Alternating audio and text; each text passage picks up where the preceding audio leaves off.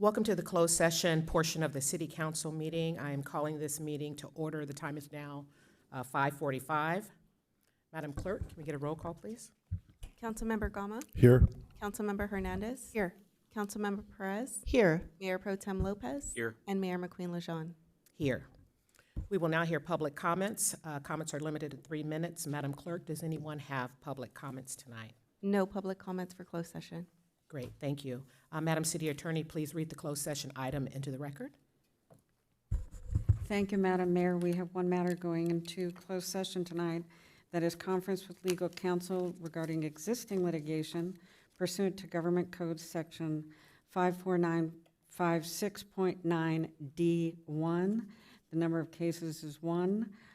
Discussion with legal counsel on pending litigation when discussion in open session would prejudice the agency in the litigation. And in this matter, let the record reflect that Councilmember Gama is going to recuse himself from this discussion. To the extent there is any reportable action at the conclusion of the closed session, I will report out. Great, thank you. Are there any other council members that have a conflict of interest with this topic? If not, we will now recess to closed session. The time is now 5:40. I just want to state that I live within 1,000 feet of said property, and an abundance of caution, I'm going to recuse myself from this matter. Great, thank you. We'll now recess to closed session. The time is now 5:46.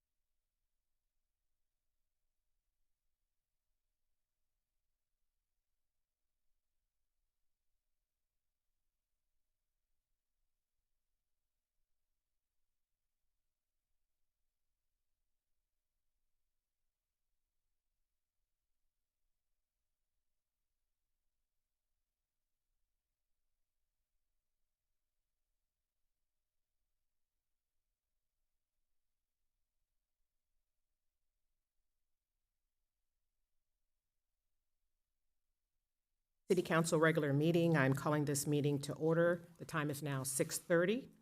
Please stand and join us for the flag salute. And over your heart, ready, begin.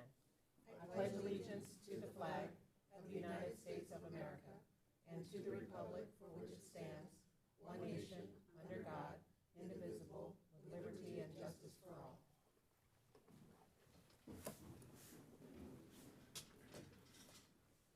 Madam Clerk, please take roll. Councilmember Gama, Here. Councilmember Hernandez. Here. Councilmember Perez. Here. Mayor Pro Tem Lopez. Here. And Mayor McQueen Lejeune. Here. And now we'll hear the inspiration from Councilmember Perez. Thank you. I did remember. Oh, barely. So in honor of Mental Health Month, which is May this month, I'm going to talk about an important program that's in our community called the Ventura County Crisis Intervention Team. I'm going to give a little background. So the CIT, or it's dubbed CIT, program was established in 2001 as a proactive response to a concerning trend. Over the previous decade, there had been over 17 officer-involved shootings involving individuals with mental illness, including 8 in a single year. Recognizing the need for a more compassionate and effective approach, the Ventura County Sheriff's Department, in collaboration with city police agencies, Ventura County Behavioral Health, and the local chapter of the National Alliance of Mental Illness, or NAMI, initiated the CIT program. The program has conducted 56 academies, trained nearly 2,000 first responders, communication operators, and key personnel.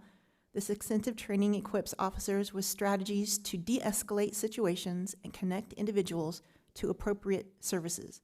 We also have a 24/7 mobile crisis response, which is a partnership between our Ventura Behavioral Health and our local law enforcement. So anytime there's a mental health call, there is someone on call they can call to bring in if that person is not already engaged, and come in and help de-escalate and help mental health. It's one of those programs that we need a lot more assistance and resources with. And the reason why I bring it up is because I know that the county just received a $93 million grant for mental health. I'm really hoping that they'll take an opportunity to look at some of the important programs that we have in this community, the ones that make life-changing things in our community, especially with our police department, and improve the personnel, increase resources, because as it stands right now, the city of Hueneme shares one crisis personnel with the city of Oxnard. So that tells you there's about 300,000 people shared between one person from behavioral health. So my inspiration is mental health programs in Ventura County and the need for more resources, more personnel, and more awareness brought and attention brought to what's going on in our communities. And that's it. Thank you. Thank you, Councilmember Perez. That is a very important topic, so thank you for sharing that. We'll move on to our city attorney. Please provide the closed session report. Thank you, Madam Mayor. At the time of the April 17 City Council meeting, I believe it was April 17, on a vote of 4-0 with Councilmember Gama having been recused or recusing himself, the City Council directed that we try to enter into an agreement with the owner of the Surfside Motel to get a legally binding compliance agreement, and if they wouldn't agree to that, then we were directed to commence litigation. I'm pleased to report that we did enter into, as of this morning, or actually you signed it now, so it's as of now, a legally binding compliance agreement with Mr. Peeney, the owner of the Surfside Motel, and that pursuant to the terms of this agreement, the construction will be completed within a year. There are other items in there that I don't really want to discuss right now. And that if any of the terms of the agreement are breached, Mr. Peeney has agreed to the appointment of a receiver, so which is what we have been trying to do for years in litigation. So that's it. That's the report. Thank you, Madam City Attorney. We'll move on to public comments. Madam Clerk, do we have any public comments for items that are not pertaining to the agenda? Yes. And we'll start with Victor Gallardo.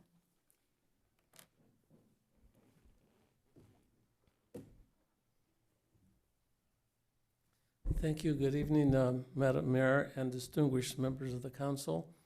I'm here representing the Alex's Lemonade Stand. It is a children's fundraiser concerning cancer. It's been in existence for about 20 years. They've raised we on the West Coast have raised over $1 million for children's research. On July the 3rd, the rider that is leaving the Canadian border is going to be going through Hueneme. I would like the city of Hueneme to get some good PR out of this. He's going to be hitting the entire West Coast, and he's going to stop here overnight before he goes to Long Beach. It will not cost the city any money. There'll be donations from different entities in the county, in Oxnard, and possibly Hueneme, some small businesses. But I've talked to Ben Garcia, the local musician. He's going to donate an hour's music. I would like to have this event somewhere very visible in Hueneme, either in front, like if this was the Christmas season, maybe the Alaskan Plain Memorial over on the beach. There's a lot of different places that the city might suggest other than my suggestion.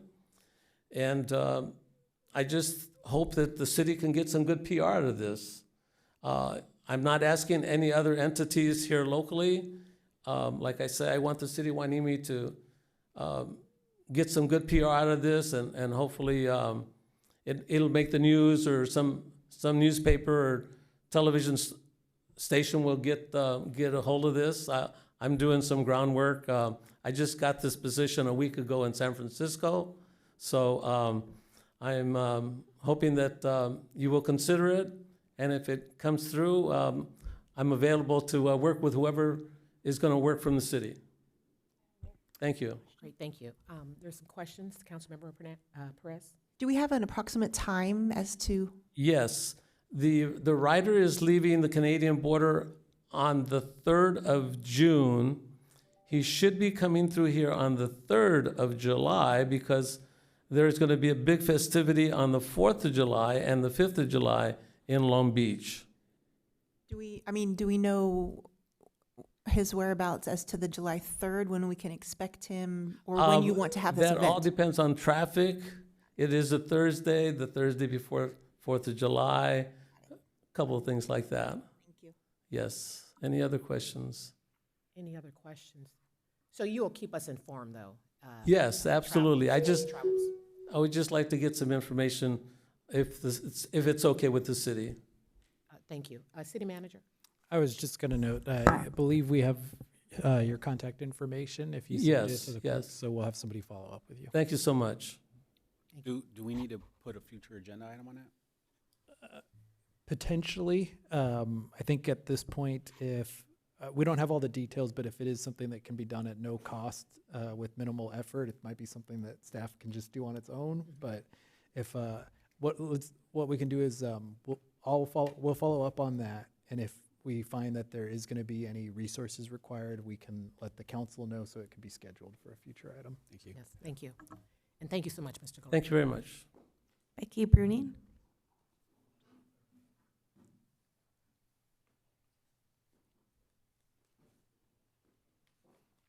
Good evening, Mayor, Mayor Pro Tem, council, staff, and audience. I'm here representing Rogue Guppy Outdoors tonight. We are having our annual fundraiser on June the 1st from 4 to 7. We have about 10 tickets left. So if you're interested, then let me know tonight because I do have tickets on me. And we're having our Family Fish Day the 4th Sunday out at the pier from 8 to 11. Thank you. Luis Mendez.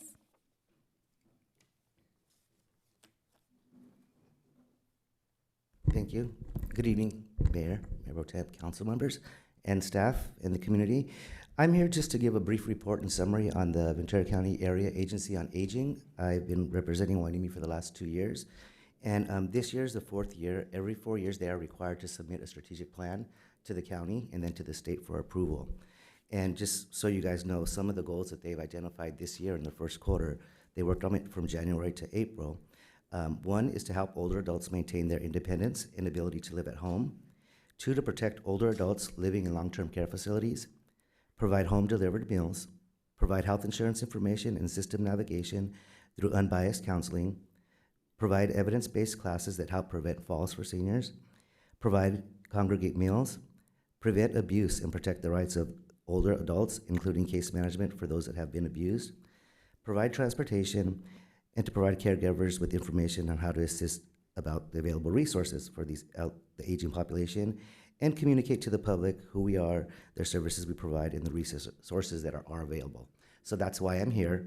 I did provide Georgiana with some documentation to provide to the council of the different services that the agency does provide to the city. Hopefully the list can be posted on the website. We did have a meeting last week, and as the governor, updated his budget for California and things are coming downstream, one thing we were notified at the hearing or at the meeting was that 2 services in Hueneme are going to be cut, or for the program in Ventura County. It's the 30-day SNAP food box program and the senior nutrition farm, which provides a lot of food and for the insecure in our county and in our city. I provided the dollar amounts that go to each city to you guys. That's based on population. But I feel information like this you guys need to be aware of, because as we look at budget cuts coming down from the federal government to the state, they're going to push the buck down to the cities as well. That's what we were told in the last meeting. So I think it's prudent information for you guys to look at as you guys are considering, budget cuts and the city's budget as well, on what services you guys may need to up some resources on or take away from, so that our senior population does not go hungry or without. That's it. Thank you so much. And you're so important. It is important for us to know that, so appreciate that. Thank you so much. Greg Ross.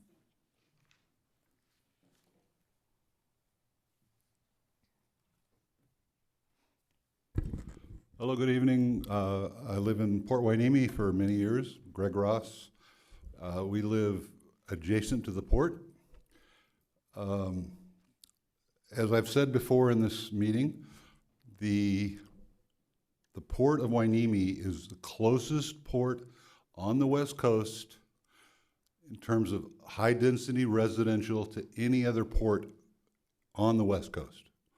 So that being said, I have to give the port some credit. Their noise levels have been reduced in the last 2 weeks. I take careful notes. I jot down exact times, what kind of noise, starting at 2 in the morning. And they've been better, so I'll give them a little credit. However, Sunday morning, 6:44 a.m., 20 to 30-minute blast from a ship's captain. At 6:44 a.m. Is this a good neighbor? Not in this instance, it's not. They are hiring good people, however. Zach, the new communications director, he's communicating with us, which is good. Miguel Rodriguez is going to HOA coalition meetings. However, you probably know this, but I'm going to say it anyway.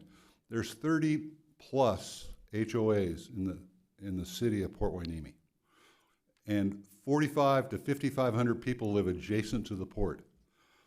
The port needs to up their game a little bit. This noise level, and now they're talking about some carbon monitoring sensors, which is great, but are they going to put them way to the north in Oxnard? Because it is the Oxnard Harbor Commission. We don't have representation there. There's 5 members. They're all from other places, not from Port Hueneme. I would like to see us have representation on that district commissioners board, but we don't have it. So this is just one more instance I'll give you. This is what we received on the 12th of May. Construction notice from the port. Construction begins May 12th, Monday. We get it the same day. That's not good communication. Come on. They need to be better neighbors. And and you talk to those district commissioners, and it's like a little bit like talking to a potted plant. And I'm gonna repeat myself here, but Port Hueneme is a redheaded stepchild to the port. And I'm if you look at their numbers, their financial numbers that they just talked about in their meeting at 3 o'clock, they've more than doubled their revenue in the last, since 2013. Thank you for listening. Thank you. And then we just have one written public comment. Hello, City Council. This is to be read at the next City Council meeting. I would like to remain anonymous. Existing California protections for tenants should be more accessible to tenants seeking help. Many Port Hueneme tenants have experienced harassment, unjust threats of eviction, and many other unfair practices. As we all know, not all complaints are actionable complaints. There must be accountability. Currently, this sadly is my reality, and overbearing, threatening landlords' behavior is extreme when unchecked. Tenants need immediate assistance in certain circumstances, especially when the tenant have disabilities or vulnerable individuals. In closing, much attention should be granted in seeking guidance to implement fair practices between tenant and landlord in Port Hueneme. Let's join our neighbor communities and implement existing fair housing practices that ensure laws are being followed. Relevant legal citations: California Fair Employment and Housing Act, California Government Code Sections 12900 through 12996, specifically Section 12955 and Section 12927, subsection C1, UNRRA Civil Acts, California Civil Code Section 51, Landlord Harassment Protections, California Civil Code Section 789.3, Retaliation Protections, California Civil Code Section 1942.5, Federal Fair Housing Act 42, United States Code Sections 3601 through 3619, specifically Section 3604 and Section 3613. Finally, I would like to thank you for your attention at this moment, Anonymous. And that concludes public comment. Okay. Let me just ask, there's just one, I thought there were two. There are two other written comments for other an items. item on Great. the agenda. Thank you. Thank you. That was the question. Thank you. Was that the final item? Okay, great. Thank you. All right, we're going to move on to the agenda approval. May I have a motion and a second to approve the agenda? Move to approve? Great. Madam Clerk, please take a vote, please. All in favor? Aye. All opposed? Hearing none, motion passes unanimously. Great, thank you. We'll move on to conflict of interest. Do any members of council have any conflicts of interest to disclose for any item on the agenda? If not, we'll move on to presentations. First, we're going to have, we'd like to welcome Jessica Camarillo to the podium while we read the proclamation, which is going to be read by Councilmember Perez. Thank you. Arthritis Awareness Month, May 2025. Whereas in 1972, at the urging of the Arthritis Foundation, Congress and President Richard M. Nixon designated May as National Arthritis Month, a special time to emphasize research, service, and education around arthritis, and to raise funds to support the cause. Every May since then, National Arthritis Month has been marked by efforts to elevate the public's awareness of arthritis. And whereas arthritis is a complex family of musculoskeletal disorders with many causes, not yet fully understood, and to date there are no known cures. Whereas it consists of more than 100 different diseases or conditions that destroy joints, bones, muscle, cartilage, and other connective tissue, hampering or haltering physical movement. And whereas arthritis may cause severe pain, immobility, joint destruction, total disability, blindness, organ damage, organ failure, and even death. And whereas 60 million Americans have been diagnosed by a doctor with arthritis in the nation's leading cause of disability. Whereas as the nation's largest private fundraiser of research, public health programs, and advocacy on behalf of all Americans with this painful disease, the Arthritis Foundation aims to reduce the number of people suffering from arthritis-related physical activity limitations by 20% by 2030. And whereas the month of May brings focused efforts by the Arthritis Foundation to increase awareness of this disease and offer great information about the proven treatments, programs, and services available to help all Americans with arthritis take control of these diseases. Now therefore be it proclaimed that the City Council of the City of Port Hueneme does hereby recognize May 2025 as Arthritis Awareness Month. Thank you. Good evening, Madam Mayor and council members. My name is Jessica Camarillo. I'm a junior at Oxnard High School, a varsity volleyball player, and someone who has lived with juvenile arthritis since I was 4. This year, I'm honored to serve on the planning committee for the Arthritis Foundation's Walk to Cure Arthritis, which will take place at the collection on May 31st. Arthritis affects more than 60 million Americans, including children like me. Even though I have faced challenges, I have not let arthritis define me, but rather have used it for motivation to strive for excellence in the classroom, on the court, and in bringing awareness. Thank you for recognizing May as Awareness Month. Your support brings attention to a disease that affects so many, but is often overlooked. I also invite you to join us at the walk on May 31st. Your presence would mean a lot. Thank you again. Okay, hold on. We have a video, so we're going to watch the video, and then we're going to ask the council if they have anything to share with you, and then we'll have you come back and take a picture. Okay? Do you believe I have arthritis? I thought it was an old person's disease? Then it happened to me. I was diagnosed with arthritis when I was 4 years old. I was 9. I was 2. 30 years old. I was 4. I had just turned 50. I was 16 months old. Arthritis does not discriminate. Doesn't matter how old you are, Who you are, or what you do. I'm a textile designer. I'm a singer. I'm a cheerleader. I'm a soon-to-be mommy. I was a former Major League Baseball player. I'm just a kid. I am one. I am one. I am one of 300,000 kids with arthritis. I am one. I am one. I am one of over 50 million Americans affected by the chronic pain of arthritis. There are more of us out there than you would think. We are your friends. Your co-workers. Grandparents. We are your kids. We are the face of arthritis. I have scleroderma. Sjogren's syndrome. Polyarticular juvenile idiopathic arthritis. Osteoporosis. Lupus. Juvenile rheumatoid arthritis. It affects people in different ways. But we all have one thing in common. Pain. The worst part of arthritis is the pain and the limitations that it brings to you. At the age of 25, I had to stop working. By the age of 12, I had both my hips replaced. I had to go through 8 months of chemotherapy. I couldn't even pick up my own grandchildren. A lot of kids teased me when I was younger in school. It caused me to worry about how I was going to provide for my family. Some days I can't run or I can't walk. Sometimes it doesn't allow me to be the mom I want to be. You have to be strong. You have to be brave. You have to believe in yourself. I believe that someday I'll be pain-free. I believe in the possibility of a cure. I believe that even with arthritis, I can still do amazing things with my life. Awareness is key. Spread the word. Tell the world. We are the face of arthritis. We believe. If we stand together, Fight together. We will find a cure. With your commitment, Anything is possible. it's time to believe. Believe in a cure. I believe. I believe. I believe. I believe. Do you? Great, thank you.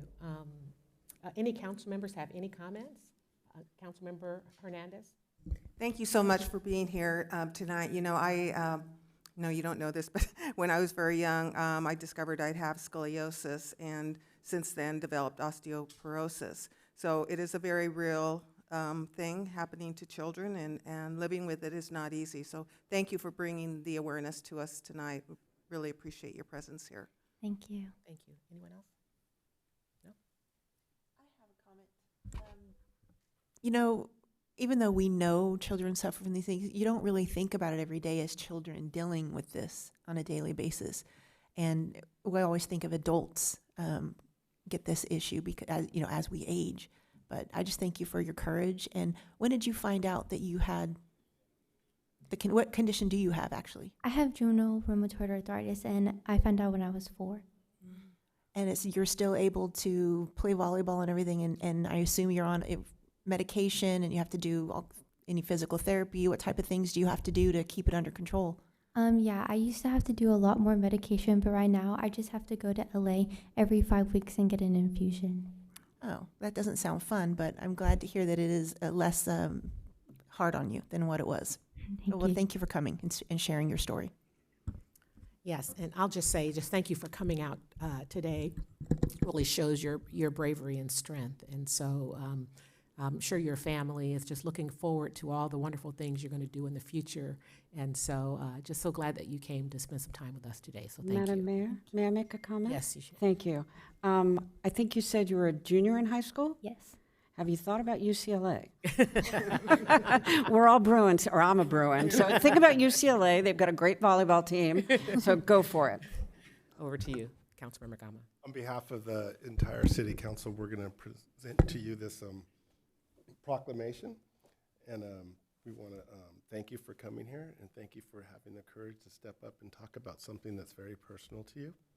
And with that, we want to encourage you to reach for the stars, work hard, graduate, and keep your dad happy. We are happy with him, and you're a part of our family, okay? So can we come over here and take a picture?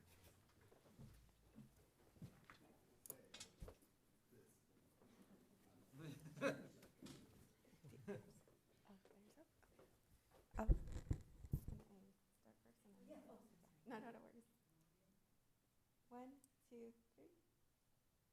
And then 1 second for Mom to take pictures. And then maybe Mom and Dad should come in the picture. Yeah, Mom and Dad should come. Don't block the seal. Yeah.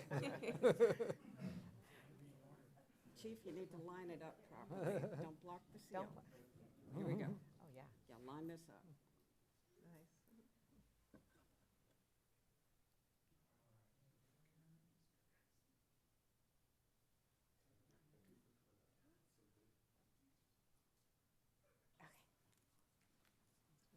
Thank you. Thank you so much.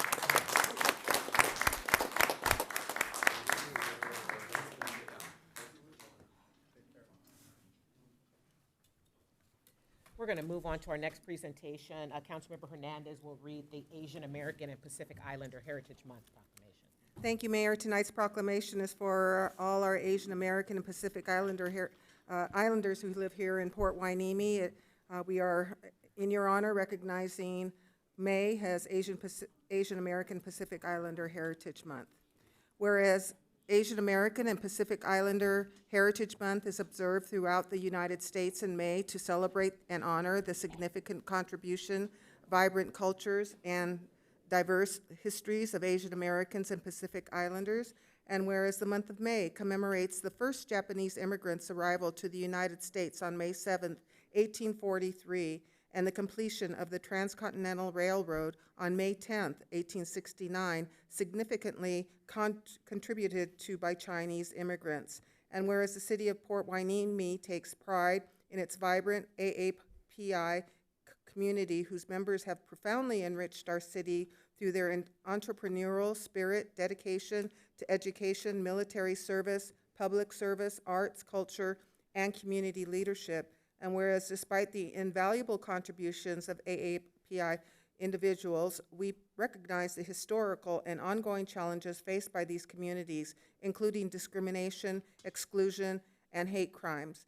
We reaffirm our city's commitment to inclusion, respect, and equity for all our residents. And whereas during Asian American and Pacific Islander Heritage Month, we honor the legacy and perseverance of AAPI individuals who have shaped our community, state, and nation, and we commit ourselves to fostering understanding, appreciation, and unity within our diverse city.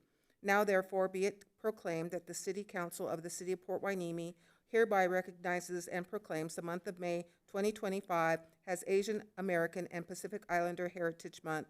We encourage all residents to celebrate and deepen their understanding of the rich heritage and contributions of Asian American and Pacific Islander communities. Thank you.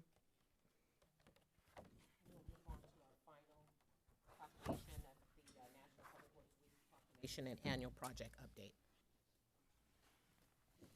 Do we want to hold that? I'm wondering if the chief can see if Fred's still outside. Okay. Fred's pulling double duty, so. Our Mayor Pro Tem will read it. Okay, the City of Port Hueneme proclaims National Public Works Week, May 18th through the 24th, 2025. Whereas Public Works professional focus on infrastructure, facilities, and service that are vital importance to sustainable and resilient communities and to public health. high quality of life, and well-being of the people of the city of Port Hueneme. And whereas these infrastructures, facilities, and the services that could not be provided without the dedication efforts of the public works professionals who are engineers, managers, and employees of all levels of government and the private sector who are responsible for rebuilding, improving, and protecting our nation's transportation, water supply, water treatment, and the solid waste system, public buildings, and other structures and facilities essential for our citizens. And whereas it is the public interest for the citizens, civic leaders, and the children in the city of Port Hueneme to gain knowledge of and maintain an ongoing interest, understanding of the importance of public works and the public works programs in their respective communities.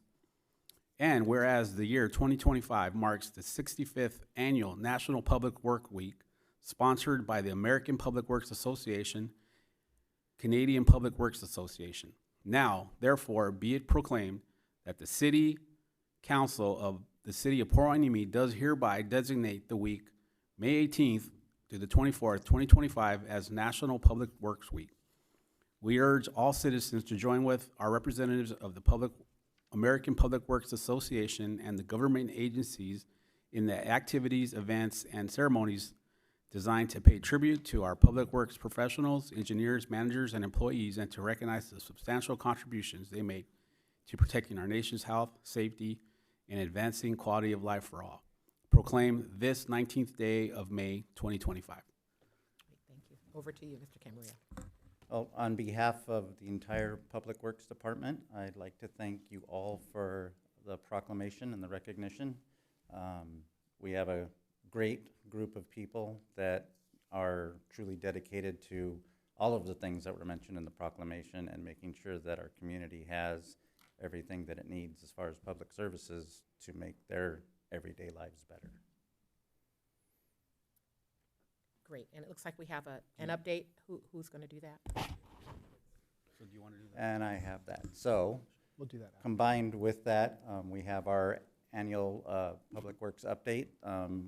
The last one was a little over a year ago, so it's not quite on the year. It's a little past, but anyway, to highlight some of the things that have happened in this past year, the Hueneme Beach swing set, that was constructed and completed. Along with that, ancillary to that project, we also replaced the broken and cracked sidewalks that were all along the walking path out there. In an effort to try and keep costs down on that project, we had our own streets team go and do all the removal of all the broken panels, and then we had a contractor come in and do all the replacement work of the concrete. The Channel Islands Boulevard resurfacing project that we had, you'll see there we have a note. We had applied for a $300,000 grant, which we received to help pay for part of that, paid for almost all of that project. The 2 new fire rings and the ash container that was set out, that was something that had been requested like 2 years ago, but incredibly enough, those things took forever to get here for 2 fire rings. I don't know why, but we did get them out there as soon as they came in. So hopefully everybody's enjoying them. They came in the middle of winter, but oh well. As you've heard this project, we've given several updates on this along the way. Our group completed the force main replacement that runs from Pleasant Valley all the way down through Surfside Village. That was completed. The library parking lot, obviously they had a lot going on from the damage they had done, and they, once they got completed, we went in and redid ADA improvements, restriped, and also as part of that we had our landscape people go in and take care of the landscaping irrigation so everybody would be able to see the nice new mural. We continued our project of clearing of the creek. This is the 3rd year of 5 years that we have. As you see there, those red lines from the one on the left is Joyce all the way down to Miranda Park right there by the railroad tracks. And then the picture to the right is from behind the library parking lot to where the soccer fields are, the new soccer fields are now. That one had come at a request too from some of the neighboring people that live right on the other side. I guess there had been, there was some overgrowth, so they said there was a homeless problem there, so they were getting a lot of people that were just hanging out in there and then causing ruckus at night. So we went and cleared all that out, which took away that hiding spot. We had some events, the latest of which was the Arbor Day over at Bolker Park, where we planted some new trees. We have like 6 others that are going to be planted that we haven't set yet, but they'll be planted in Miranda. As part of that, we had Councilmember Gama was there, and some members of the port were there. So it was a good event. Beautiful oak tree, I might add. The Bubbling Springs Park project, that's been a long ongoing project, and every one of our divisions has been involved in that. From the original planning of it to plan checking to installation of certain items. We've been involved the entire project, and we're still involved right now as we're finishing that project up with some of the things that we're finalizing. So ancillary to that too was the Farmers Bridge. That was all redone. The facilities group repainted and everything, and our crews went out and redid all the decomposed granite and cleaned up all the concrete, and so it made it look nice, because that was not included as part of the park renovation. Our streets division, you can see stats there of what we have in our street on our infrastructure inventory on the left. They did crack filling, which prolongs street life on Patterson, Hueneme, Channel Islands, and Pleasant Valley.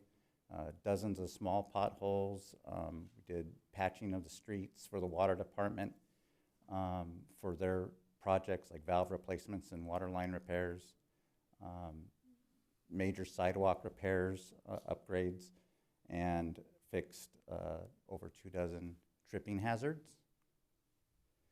The water division, you can see their inventory of things there. They had 15 service line leaks they completed, 23 valves replaced, and might not sound like a lot, but those 23 valves represented areas where the valves are no longer functioning properly. So if we had an issue, we wouldn't have been able to isolate into a much smaller area, which would have made a water shutdown affect hundreds of more people without the replacement of those valves.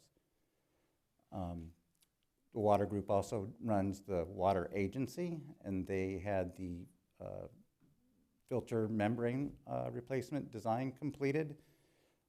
They finished their SCADA control room updates. They got the low flow pump project completed, which saves a lot of money when we are in a low flow condition where we don't have to take Callegas water, which is more than double the cost.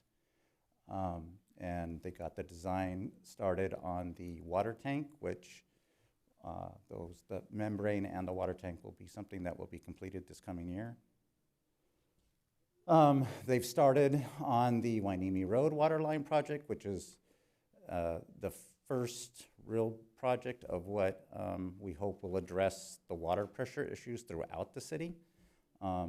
This is the first one that is going to be completed. We have other small things that are going on too as well at the same time, but this is something that will is like the first leg of what we hope will ultimately end up fixing a lot of the water pressure issues that we've heard about. Our solid waste group, you can see there, 16,000 tons of waste this last year, over 2,500 tons of recycled material, and almost 3,000 tons of green waste now that we've got the green waste containers out.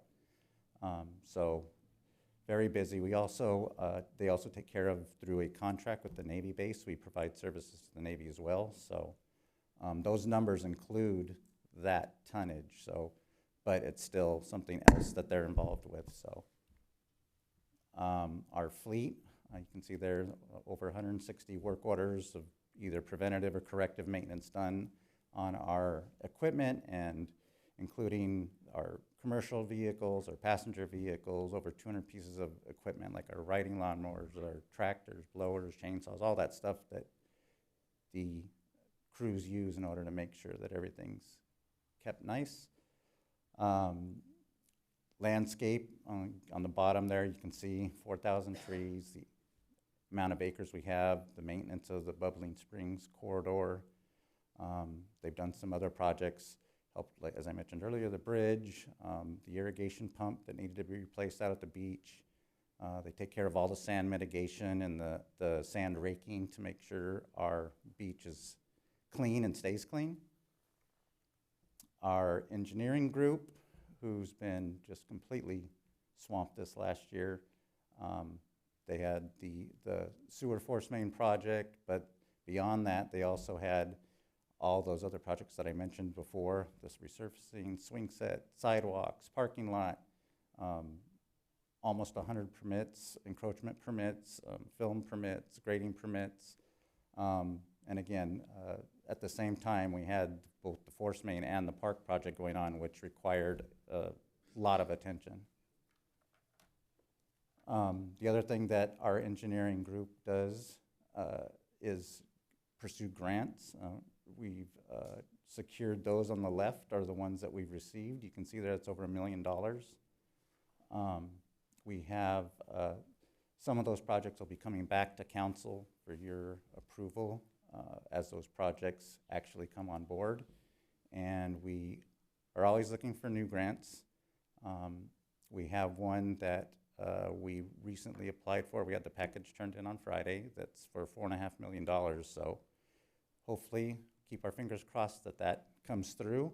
And I'd like to thank the city manager as he reached out to the port and worked with them to get a letter of support for that project. And also Anna Hanley from Recreation. She used her contacts with the Port Hueneme Little League and the library, and we got letters of support from them as well. So it takes a whole team to get it all done. Our wastewater, who also takes care of our storm drain system. You can see some pictures up there and the numbers of the piping and what we have in the system.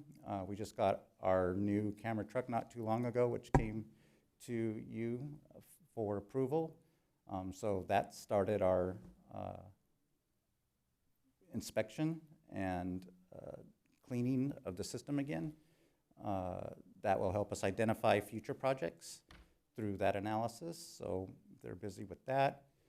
They also finally got that station right there. The pumps and motors were replaced. That was something that was damaged and flooded during the December storm of '23. So everything got flooded. The water in there was higher than what they're standing. So they got that all done. We got it temporarily fixed and did things, but we had to order new pumps and motors and stuff to get it fully going. We used different methods to keep it going in the interim, but they got that completed besides the force main project that they were in charge of as well.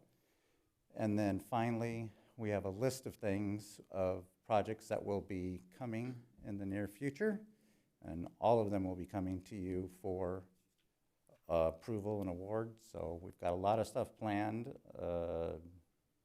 It's going to be very busy. And if you have any questions, I'm here to answer. Any questions? I do. Councilmember Perez? Thank you so much for the presentation and great job, Public Works Department. I have questions about the Green Waste Program.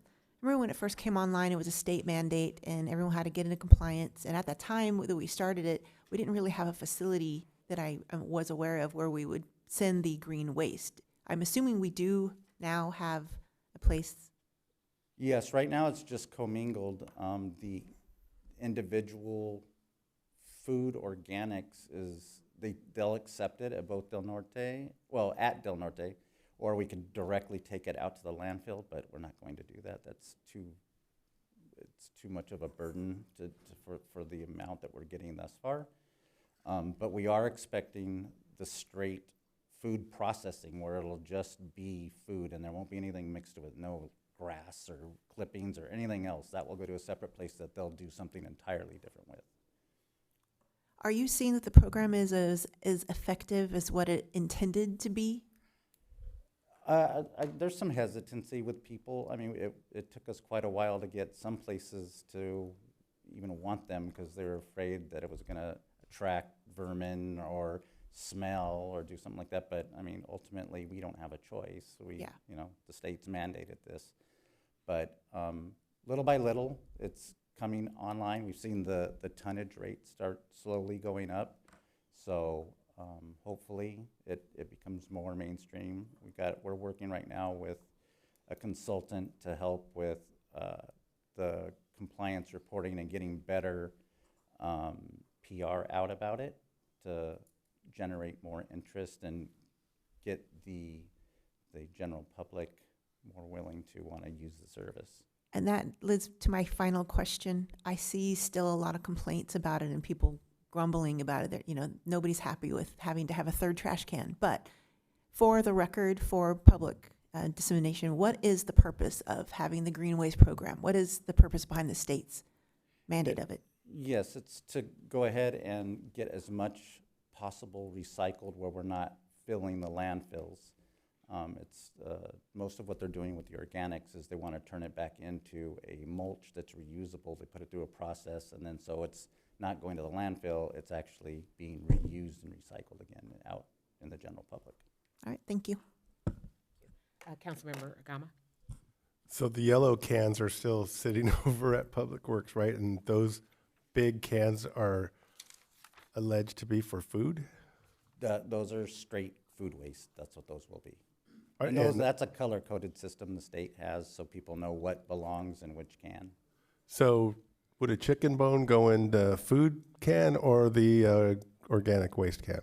And the organic, well, the yellow one is going to be more commercial, where it's restaurants that are disposing of their food leftovers. So residents will then, We won't have a fourth can for residents. Okay, we're going to commingle then Yes, food waste with green waste. yes. Okay, and then I think over our years of Hueneme beach cleanup and all the big beach cleanups we've done, I'm pretty sure we've done more than 16,500 tons. Well, that was just for this last year. That's just for 1 year? Yes.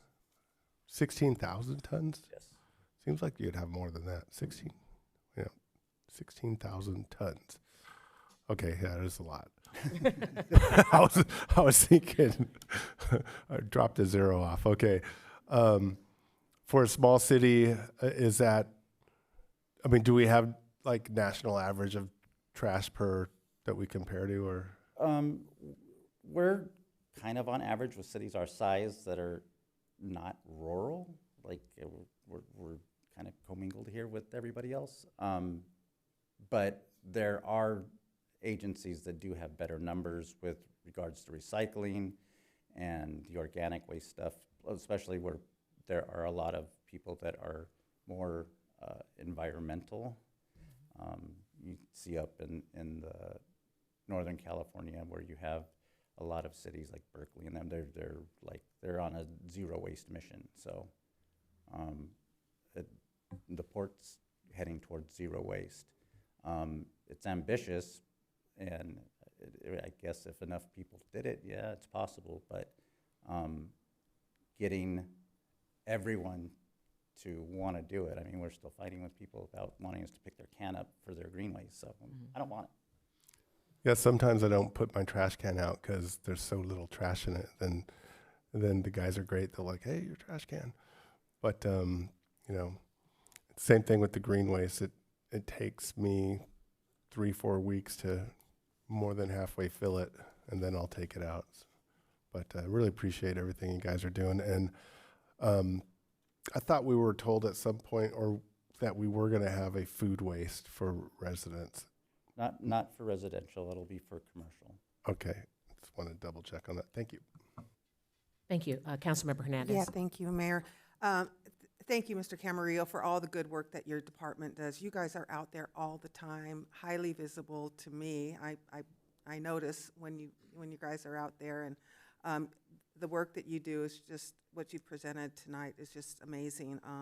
I appreciate the parking lot at the library. It was nice when we could drive in there for the mural unveiling and for the library opening. It was really nice to see the parking lot just smooth and clean.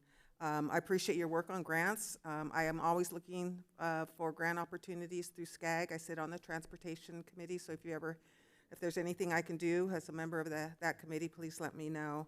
And I understand you have probation back happening with landscaping. As long as you approve it. We It's on tonight's hope to agenda. do.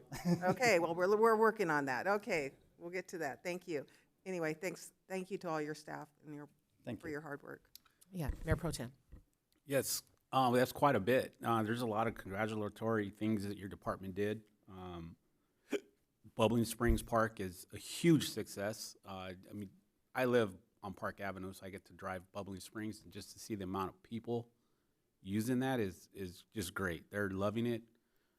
So I know it's Gabby's department also helped out with that, but it's good to see the library, the swing sets at the beach, the repaving of Channel Islands.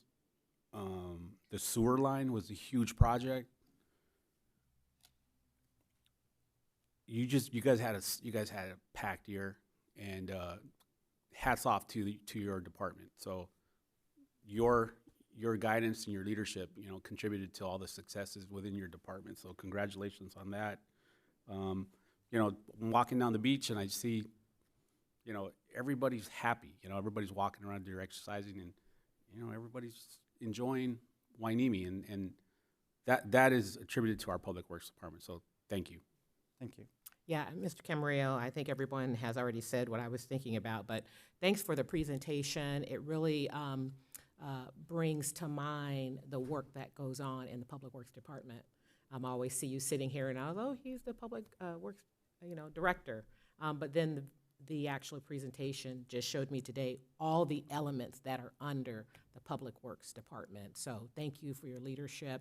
I know you got great people in each of the areas, but you are the leader of the Public Works Department. So thank you so much for all the work that you do. Thank you. All right. On behalf of Port Hueneme City Council.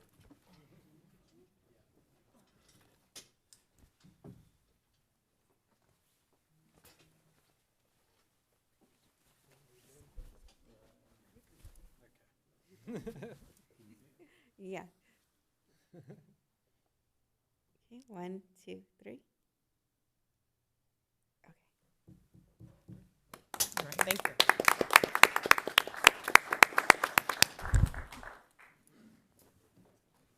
Okay.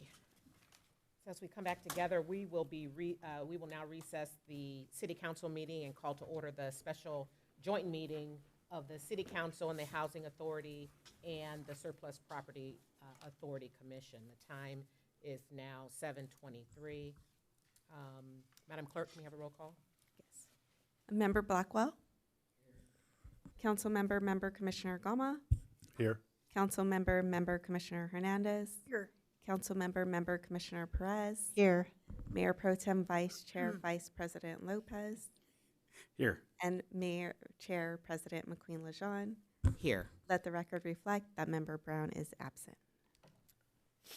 Thank you. So we'll now consider the items on the consent calendar to approve the minutes, unless there is a request to discuss the minutes first. Is there a motion and a second? So moved. Second. Madam Clerk, can we take a vote? All in favor? Aye. All opposed? Hearing none, motion passes unanimously with Member Brown absent. Great. We'll now move to the public hearing. Madam Clerk, do you have a proof of publication as required by law and a complete file of reports and exhibits? Yes, Madam Mayor. Great. Will the staff please present the report? Yes, thank you. So we have a presentation we'll be going through for our second budget workshop of this year. I want to ask Ashley to join us up at the podium. Ashley, our interim finance director, has been critical on this budget project. And I also want to take a moment before we start to thank all of our department directors for the work that they've done on the budget. This is another example where it really took the whole team to pull together and tackle this budget. And so we do have, as we know, Fred Camarillo from our Public Works Department, Gabby Basua from our Housing and Facilities Department, Tony Stewart from Community Development, Chief Federico from our Police Department, and Ashley, our Interim Finance Director. And I hope I didn't forget anybody. So everybody is present and available as we go through the budget. As there's questions, we're all available to answer those questions. This budget workshop's going to look a little different than I think they've looked in the past. I think I'll go through some background, but just very high level before we start is we've basically started with last year's budget and asked each department to go through their budgets and make what we originally started out was a goal of 5% reductions, or about $1.3 million. As we worked through the budget and we sort of worked through some of the updates we had received, like things like sales tax forecasts is being adjusted and various items like that, we realized that we needed to make further reductions. So I want to thank, again, all those departments, because we pulled together and essentially with those reductions and the freezing of the positions that were currently posted, we ended up accomplishing a little more than $2 million in savings, which is not easy to do, particularly after we had already made revisions about a year, well, maybe 18 months ago, where we had already made some significant reductions. So it was a difficult process this year. But we'll go through this year's budget with sort of, like I said, that structure being sort of starting with this year's, or the most recent year budget, and then identifying what we are proposing to remove or reduce from that budget. So just as a starting point, this is workshop 2. In our first budget workshop, it was much more high level, big picture than the second workshop will be. We talked about at that time trying to really figure out high level, what is the city's goal, what is a sustainable budget.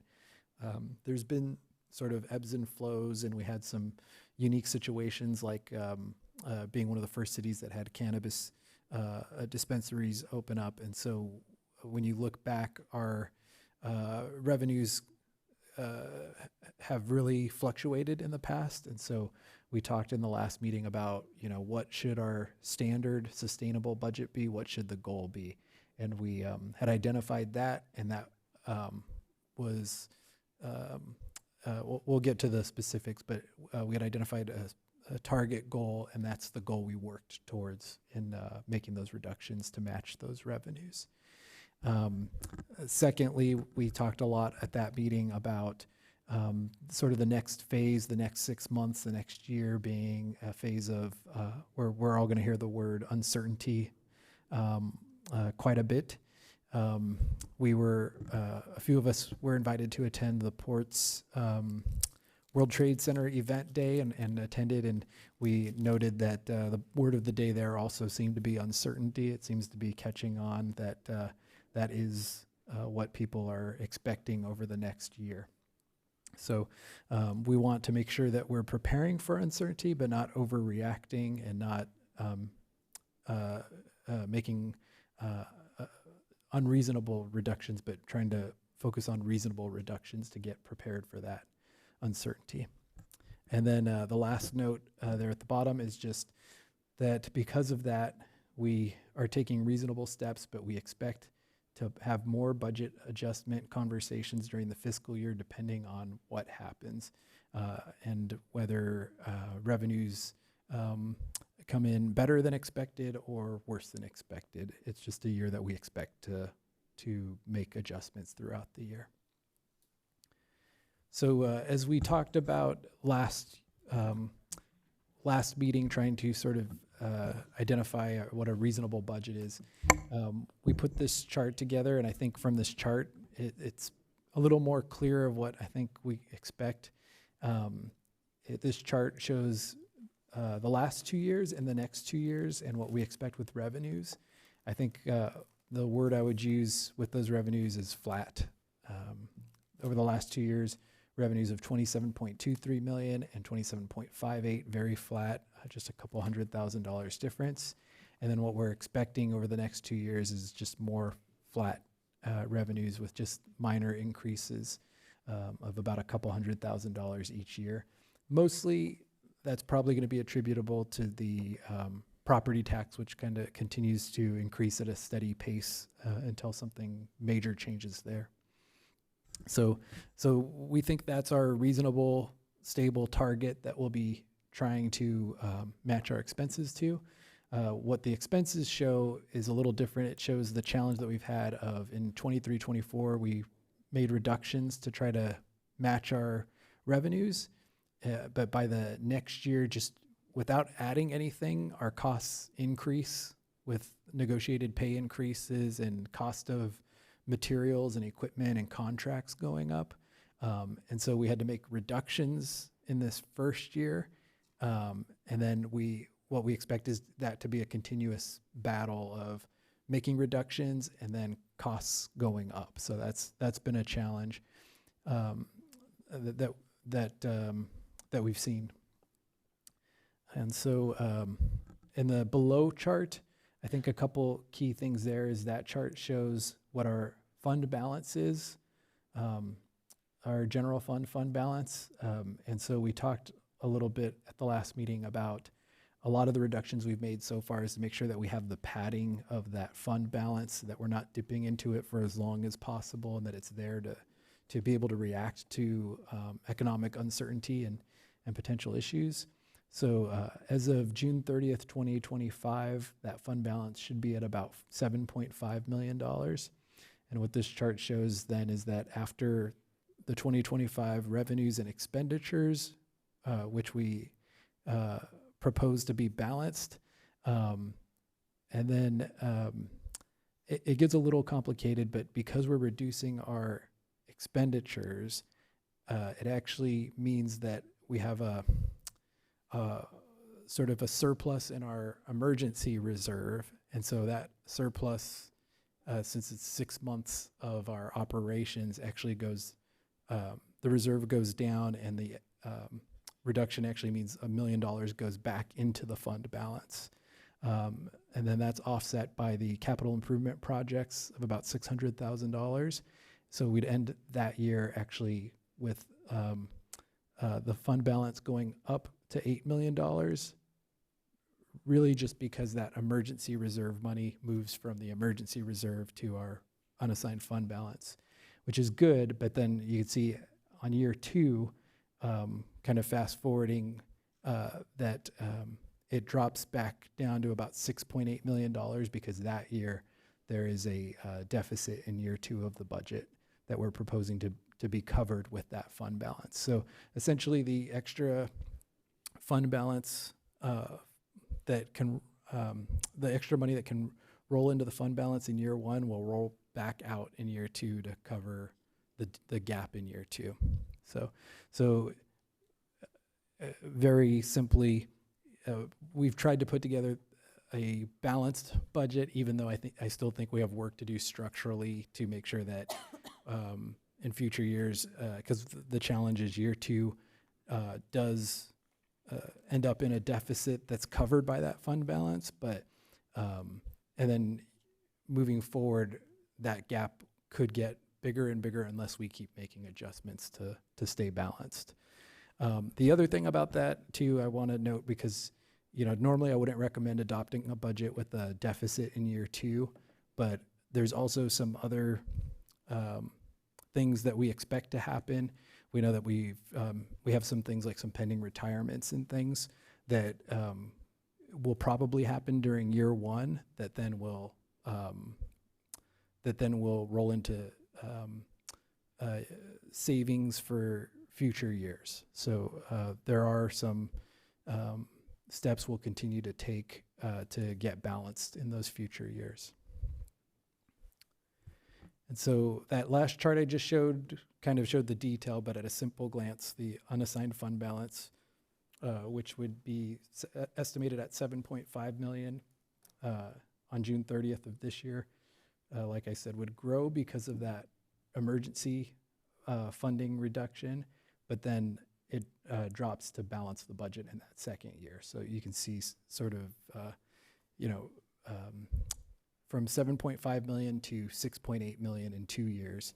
And that's really important because we said this at the last meeting, but if we hadn't made the reductions we had made and we didn't make these additional reductions, we would be depleting fund balance before June 30th of 2027. So the fact that we end up at June 30th with $6.8 million in fund balance means that we've really done a lot to be better prepared for that economic uncertainty or potential problems down the road. So, yeah. So are you, as you go through those 3 years, then your revenues are flat? Mm-hmm. So any uptick in economic uncertainty would be reflected very positively. In other words, if suddenly things start shaping up, revenue starting ticking up a little bit. Yeah, I think this is our best guess at this point, but any major changes, if the economic uncertainty turns into either certainty, good or bad, it's going to change this. This is sort of assuming, it's our best effort to sort of assume what would happen if there weren't any major changes that we aren't aware of at this point. So. Okay. Did that answer the question? Yeah, I just want to, so we're not presenting a rosy revenue picture. We're keeping it flat, and that's what they call very conservative budgeting. In other words, we're just keeping it flat, even though it may tick up, even in the not the worst of the times, but I would say that it's a conservative budget, but not a very conservative budget. Could it be worse? Yes. And I think that goes back to that message we keep giving of, we could try to make all the reductions that we might need to be prepared for the worst case scenario a year from now. But again, going back to that word uncertain, our recommendation is don't make permanent reductions that you can't undo for the worst case scenario that might not happen, but be very prepared to react to that worst case scenario if it happens. So not rosy, but not worst case scenario either. So. Yeah, so I guess a good example would be like you guys were forecasting property tax flat at 2%, correct? Mm-hmm. I mean, we're still seeing housing sales slower, but they're still happening, and the prices are still elevated. So, again, it's a very conservative proposed estimates, which are good. I think going from 7.4 million in operating funds to 6.8 in year 2, that's not bad. Yeah. So good job to the staff. Yeah, thank you. Back over to you, City Manager. Okay. So that was all general fund related, and we'll still have some more conversation, but we also wanted to just highlight quickly the utility enterprise funds. Utilities including our water fund, our wastewater fund, and our solid waste fund. And these are the funds that pay for those services: water service, wastewater, and solid waste. And we've talked a little bit recently. The council gave staff authorization to move forward with a rate study, and we've issued a request for proposals for an expert to do that. But we wanted to show why we're having that conversation.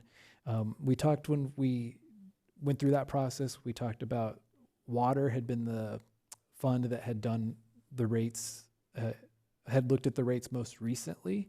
So that's reflected here, where you can see that is the fund that actually has some fund balance. You can see that, I think you can see that it's declining overall, And then I think one key point there is we are doing our water master plan that's going to have all of the projects that we need to do in the water division. And so we think that will be a further pressure on that water fund. But that fund is, not the most concerning fund. You can see with the wastewater fund that is declining each year, and it's only got a couple $1 million left in that fund. And then obviously the most concerning is solid waste, which has less than $1 million in that fund. And at the end of June 30th, 2026 would have $55,000 in that fund. And at the end of 2027, there would not be funding left in that fund, which really means that it becomes another drain on the general fund because the general fund will have to subsidize it, which would be another challenge to staying balanced. So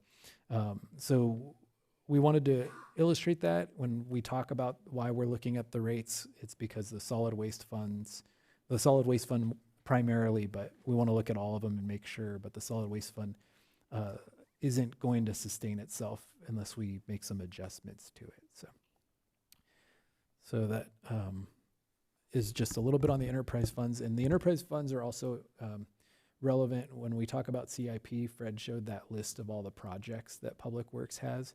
And it's a good thing, but we have to be aware of this, that we don't actually have many general fund projects this year. And so over the next 2 years, so the CIP shouldn't really be a big drain on the general fund, but we do have many enterprise funds and other funded projects.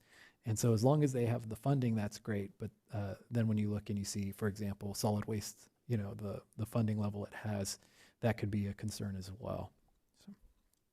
So we're doing that rate study, and we'll be bringing that back to council throughout the year. Okay. So with regard to rate studies, moving forward, are we going to have a policy that to every 2 years do a rate study, or are we going to implement a COLA adjustment every year? Do we have a COLA adjustment every year, or and when was the last time we did a rate study? I know that we've talked about how we need to be better on that. Yeah, there's a couple things that we're going to recommend. General best practice would be go through the process every 5 years.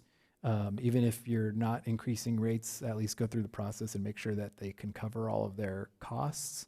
But one thing that cities do as well is that when they increase the rates, they actually usually have language that says that the city can pass through rate increases that other agencies bill us for. So for example, if another agency, adds on a fee for, the food waste or, whatever it is, then having language so that we can pass that through, because it's not something we're choosing to do, but somebody has to pay for it. And if it's not getting passed through, it means all the taxpayers are paying for each person's bill, which is not appropriate.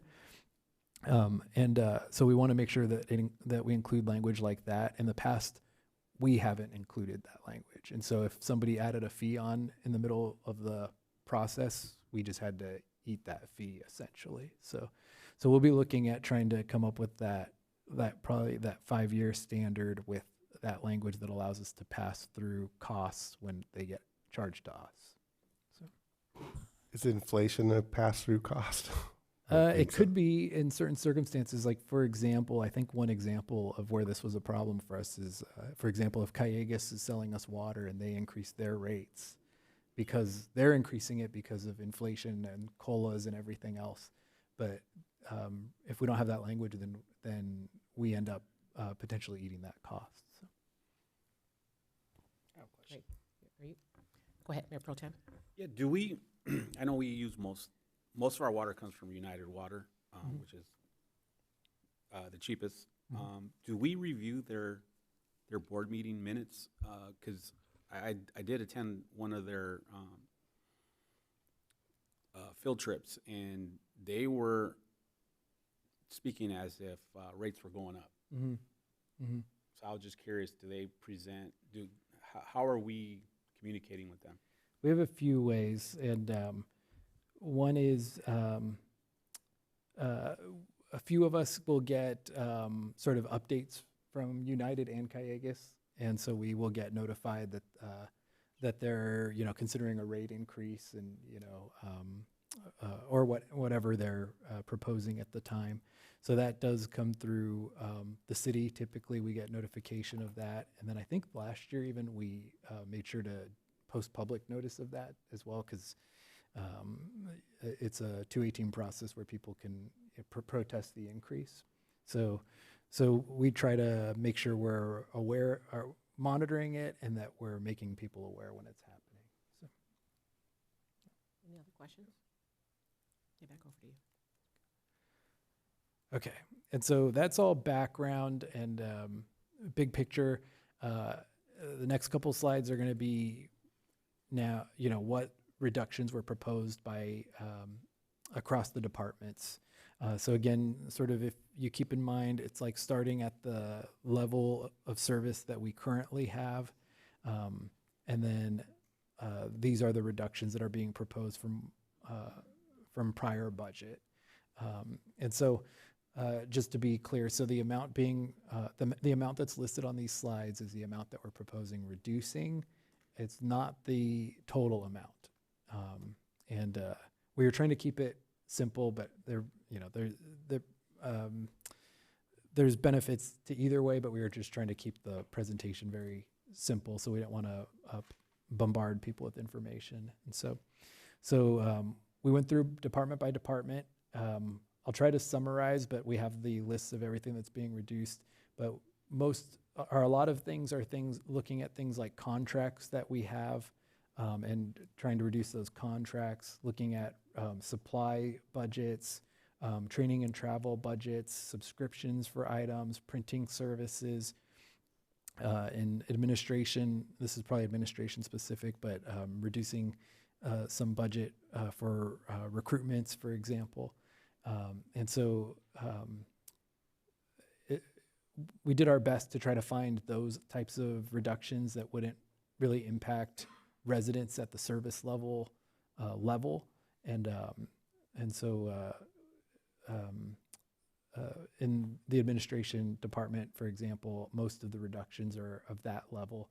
I think, for example, the largest reduction proposed was the reduction in the specialized legal services contracts. And I think a lot of these are those contracts and subscriptions. So I won't go through each item, but if there's any questions about any, I can answer those. Let's see. Yeah, are there any questions on any of these? Sure. Yeah, I didn't see this when I was reviewing the budget. What are we going to do without Zoom? Are we going to move to Microsoft Teams? Yes. Okay. Yeah, and so that's exactly it, is that with our new Microsoft Office platform, we have Teams for free, so we can eliminate our Zoom subscription. Okay.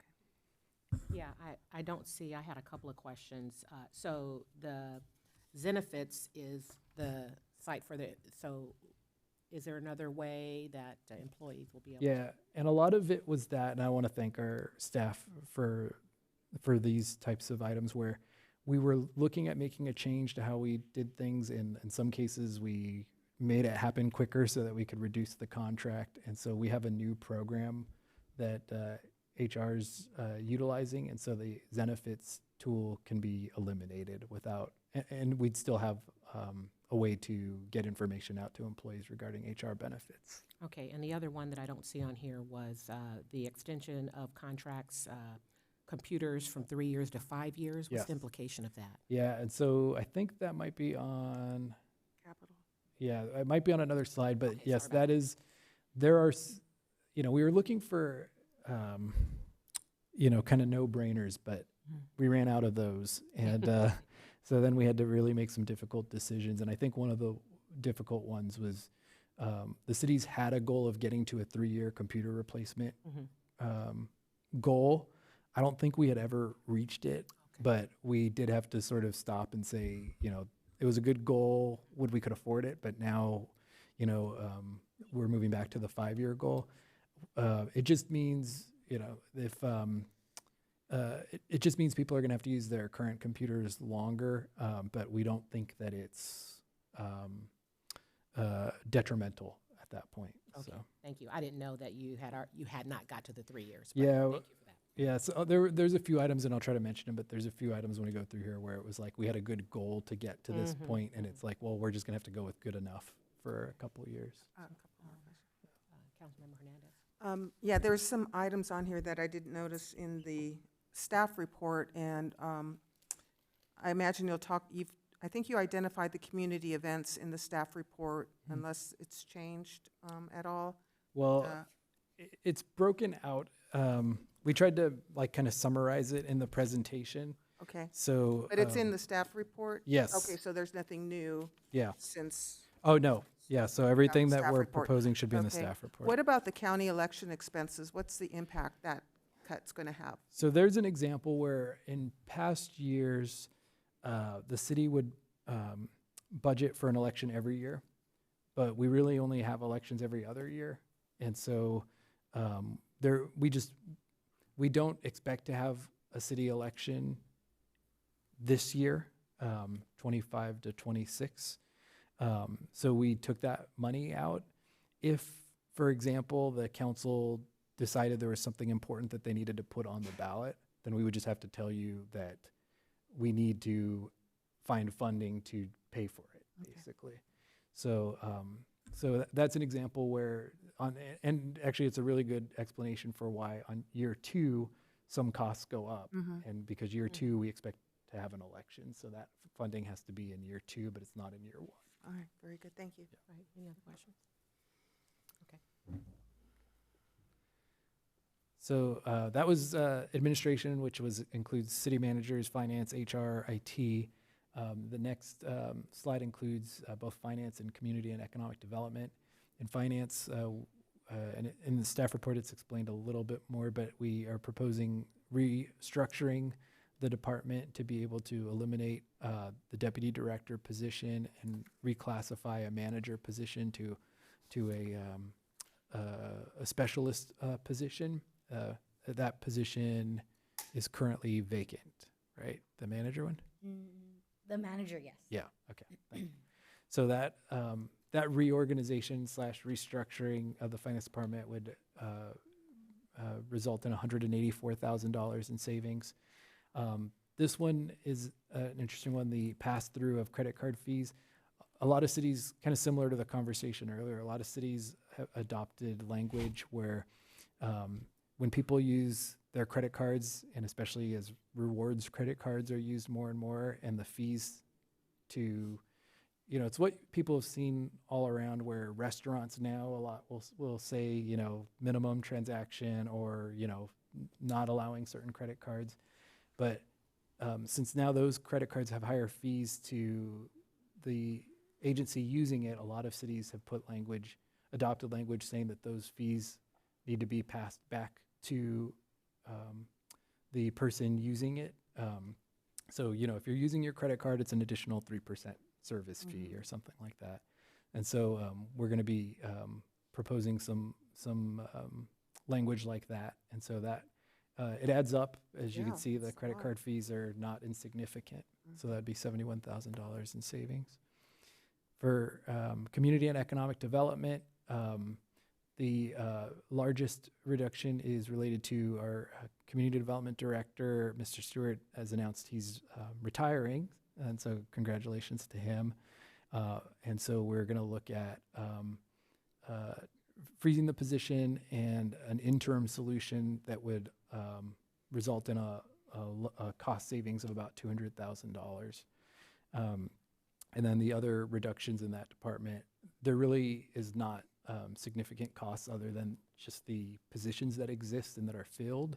So the other reductions are very small amounts, as you can see, $500 here or there in reductions in travel, training, and supplies and memberships. So, yeah. Yes. So I have some concerns about the director position, especially in light of the fact that we need to implement our economic development plan, especially in light of this budget. Mhm. What are your plans for whoever takes the director's place? It won't be a director, it'll be probably a contract employee or something else, but how are they going to be equipped to help us implement the economic development plan? Yeah, we're working on it is probably the best answer. I think the day that I found out our current director is retiring, the immediate thought was that we'd fill it, right? And then we start going through the budget, and it's like, well, we have to find savings somewhere. We can either freeze the current positions, or we have to have more difficult conversations. And so it's definitely not going to be easy to freeze that position. It's not something that we want to do, but we're going to freeze it. I've already talked to Mr. Stewart, and we're going to follow up with the team about some ideas that we can use in the interim. And then I think when we get back to the freeze, there's going to be a couple of freezes we talk about. Is one of the points I want to make is that what we're trying to do, and it's not easy, but we're trying, when we get a vacancy, to freeze that. And then as we get other vacancies, because right now we just need that savings, when we get other vacancies, then we'll have the opportunity to say, okay, we're going to unfreeze this position and freeze this one instead. And so it's just going to be constant prioritization, but knowing we have to save X many dollars from freezes.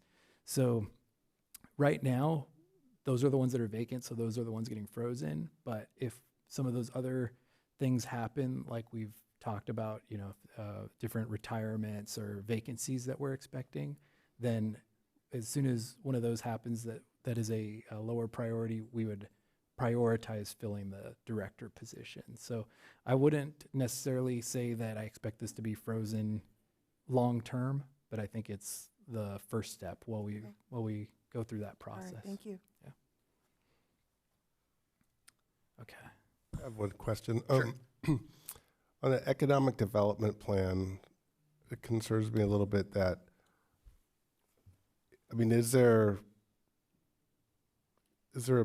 if implemented, does it automatically lead to increased revenue? Because it just seems like tying the director with the economic development plan together, I don't see the connection for increased revenues. And I say that because our city is practically built out. Yeah, I think that as we move forward, there's going to be some times where I think we're all going to pitch in to do some of the economic development and those types of things. I think we're going to have to look at low cost. There are, on our economic development plan, there's some low cost items, and then there's some expensive items. And so it might be a case where this year we might prioritize the lower cost items as an example. So were you saying something? Yeah, I wanted to have the record reflect that Member Blackwell had to leave, but that we still do have a quorum. Okay. So we can continue. Thank you.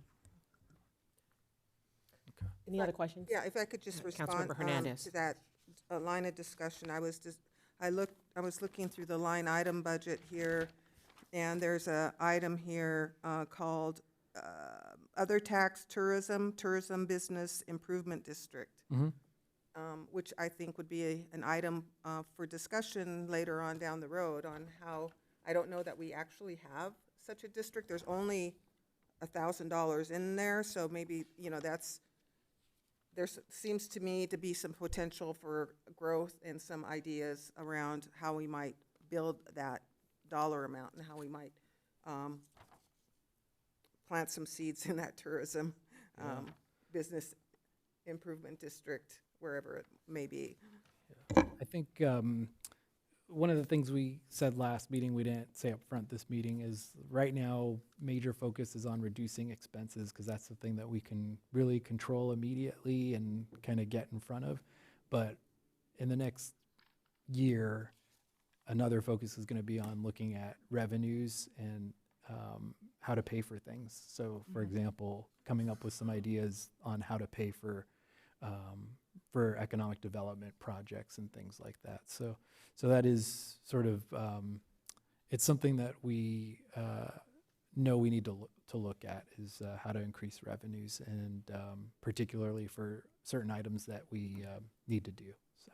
Great, Right. thank you. Go ahead. So the next slide is the police department's reductions. In the staff report, the police department is spread up through several divisions. So this slide, it tries to pull them all into one slide. We have the major item is $181,000 delay of the Tyler CAD upgrade. This is similar. Cities are facing challenges with these types of upgrades across the board and paying for them. But an easy example is like the Microsoft Office platform that cities use, where it used to be if you have 50 computers, you buy 50 copies of Microsoft Office and you own those copies. And now everybody's forcing you into the subscription model, and you need to move to the cloud and pay a monthly subscription and kind of pay for it in perpetuity. And so the Tyler system is going through, the Tyler CAD system is going through a similar change/upgrade. We had a project proposed a couple years back to move to that upgrade. And essentially we're saying it hasn't occurred yet, but we're saying basically delay it at this point. The deadline on it isn't imminent. Well, I guess it depends how you define imminent. I think that the deadline is a few years out, 4 or 5 years out. So, so basically we were just saying, basically proposing postponing it for now. So. Yeah, Councilmember Hernandez. Yes, I just want to know what the impact of that delay will mean for dispatch. Yeah, I think the main impact is that really it's a technical impact. The current system that's in use, where they have their own servers in a closet in the police department, is going to remain, and they aren't doing the changeover into the cloud. Does it mean, the program stops working? No. And I would point out, I think some people say there's benefits to either way. Some people prefer to have the servers at the station. Some people prefer it in the cloud. I do prefer it in the cloud, because when you have these programs and they're in the cloud, then it's sort of on the vendor to support it versus on us to support it. But for now, the question is, can we afford to go to the cloud? And so we're saying to put that on hold until, again, we are able to do some things that allow us to pay for it. Okay, very good, thank you. Councilmember Perez. Yes.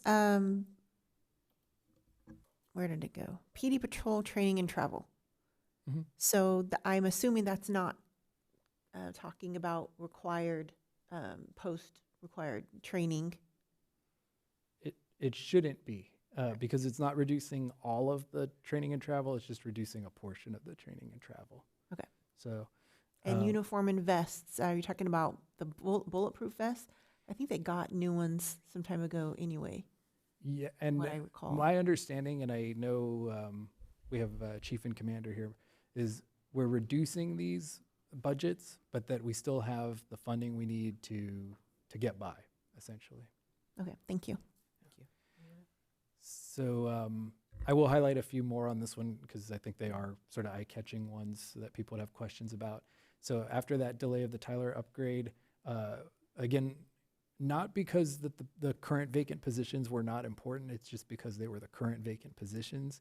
We proposed freezing those vacant positions, and that was how we bridged that last gap and got balanced. So one of those positions is a vacant police officer position. Again, would we keep it vacant permanently?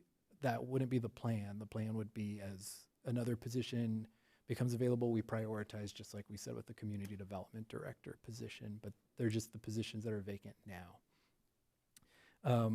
The police patrol overtime, we propose reducing that $164,000. It's going to be tough to match that, but the logic behind that is that we are actually very staffed compared to where we were a few years ago. I think we currently have essentially 22 of the 23 officer positions will be filled for this budget year.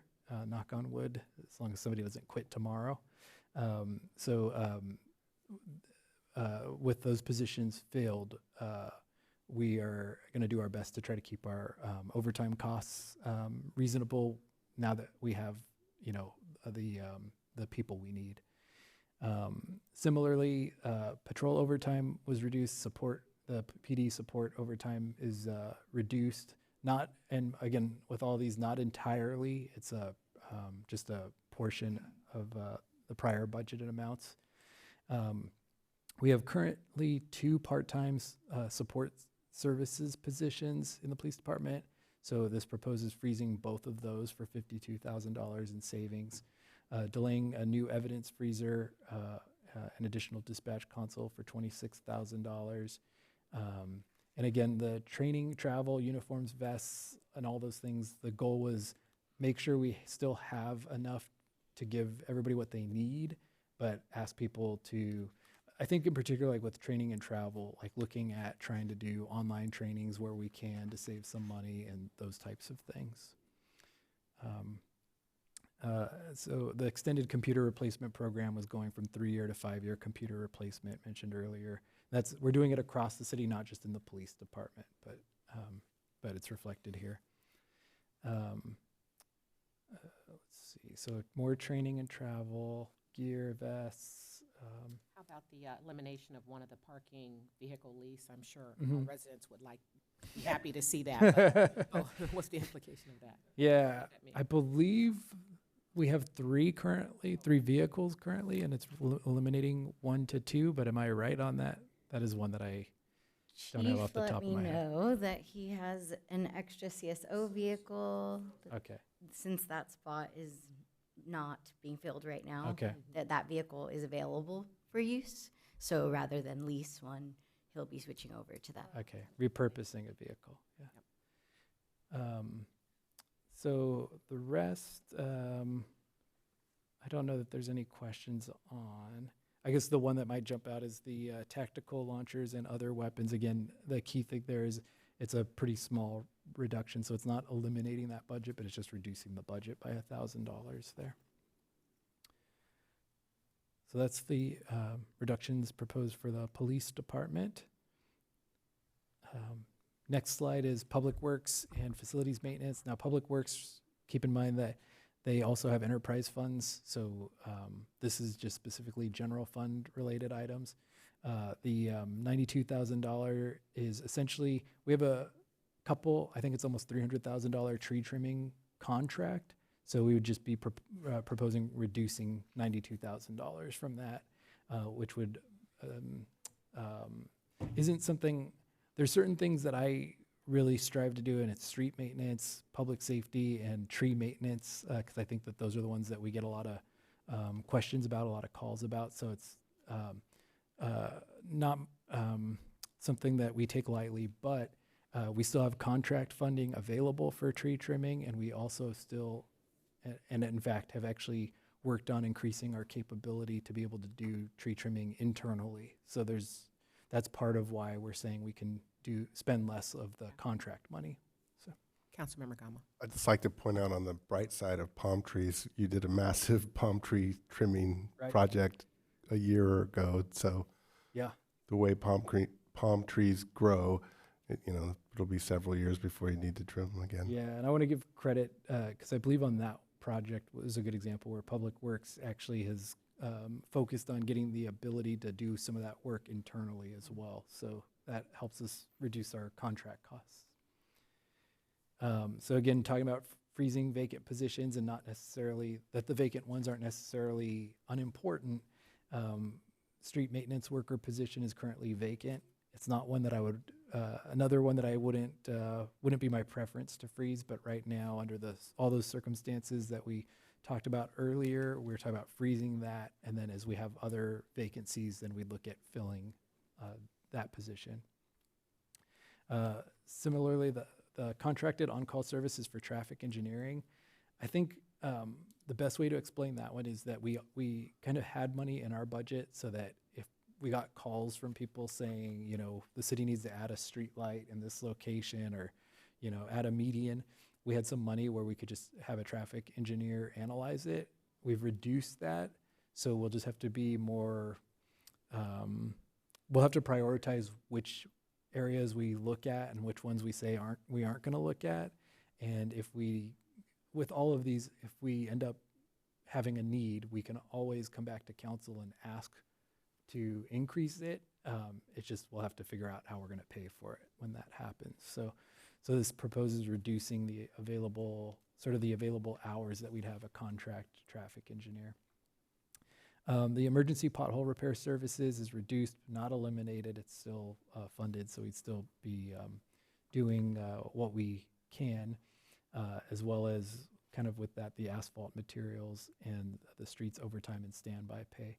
So what that probably means is we still are going to be doing pothole repair and emergency repair. It might just take, you know, a day longer, or it might not be, you know, on the spot, because we might not have, we'll still have some budget for it, but in some cases it might be that we don't have the overtime or the standby if it's not a priority item.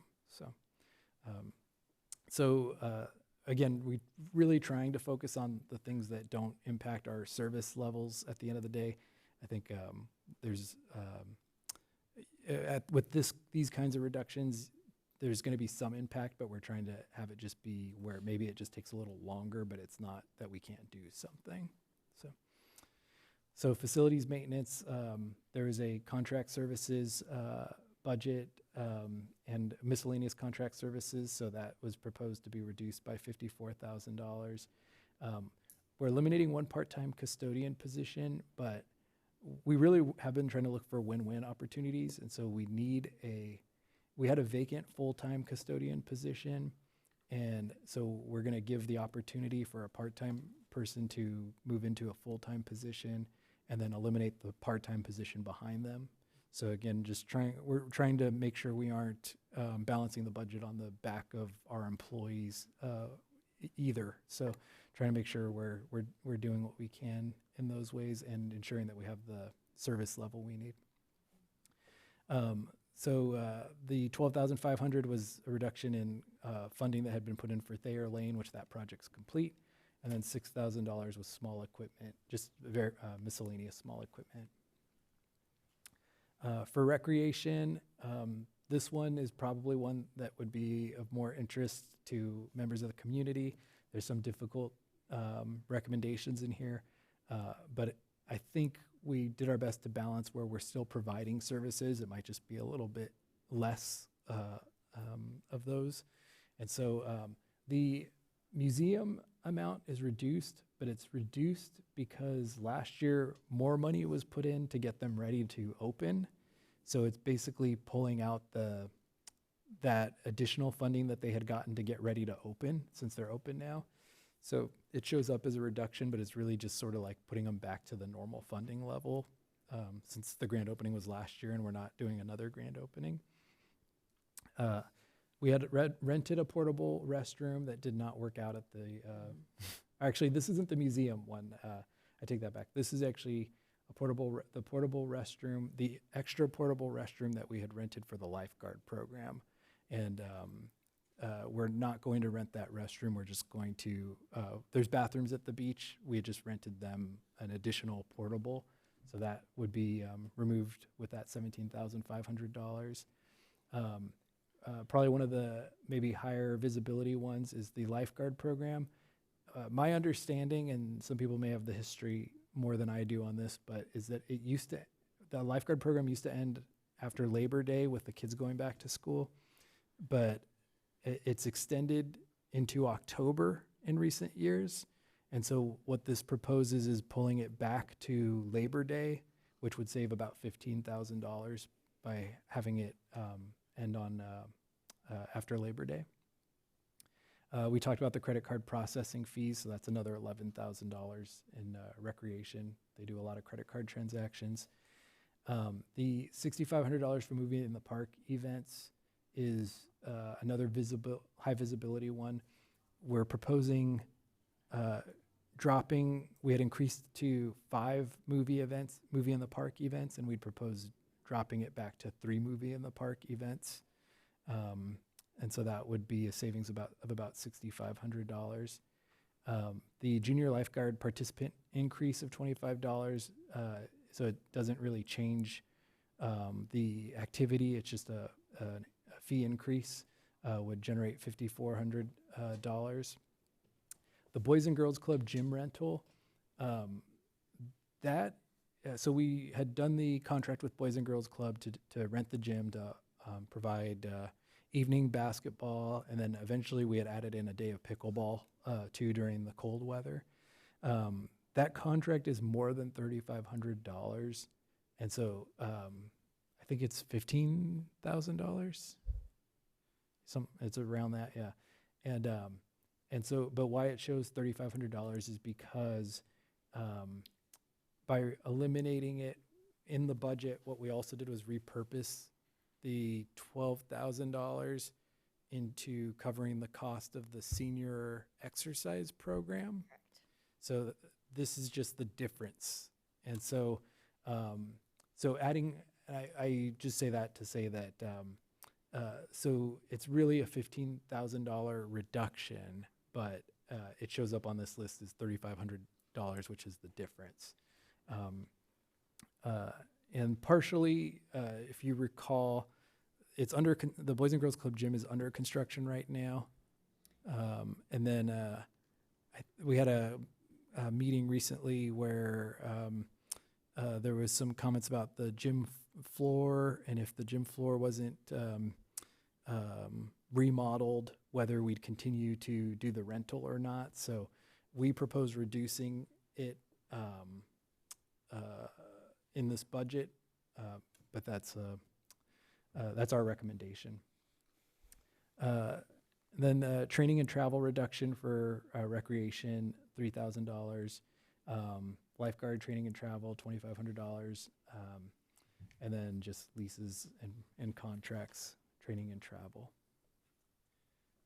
So those were the difficult slides, difficult reductions, department by department. Again, I want to acknowledge that every department really looked closely and made tough decisions. I can imagine for a recreation person to actually propose, reducing some of these programs, it's not what they want to do. So I'm using them as an example, but for all the departments, I know that these were very difficult decisions, but it got us to a point of being able to be balanced for the coming year. And so then the last couple slides kind of tag on to Fred's presentation nicely.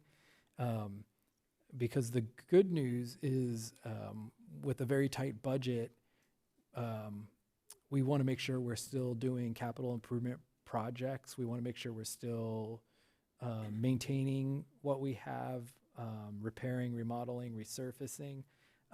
And one thing that I appreciate the Public Works Department and our Housing and Facilities Department did this year was they really looked at projects that can be done without impacting the general fund.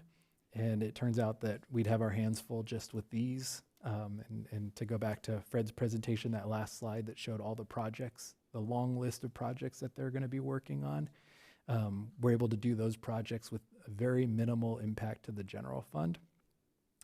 And so you can see on this slide out of almost $4.8 million in projects, which is a lot of projects. It's actually more projects than we've gotten done in a lot of prior years. I think maybe the last 2 years might be the first years we've really gotten that level of projects done. So it's still a lot of projects with only a couple of those showing general fund impacts on that chart. And so these are the projects planned for next year. It's we have some parking lot resurfacing that we're looking to do, and we kind of just keep trying to get a couple parking lots each year. The beach parking lots this year. Last year it was the library and Bubbling Springs parking lot. So we continue that. We have a Pearson Road storm drain project and the Anacapa storm drain project. We're trying to prioritize making sure we're we're still addressing storm drain issues, especially in light of that recent historic storm that we had. We just want to make sure we keep working on those. Yeah.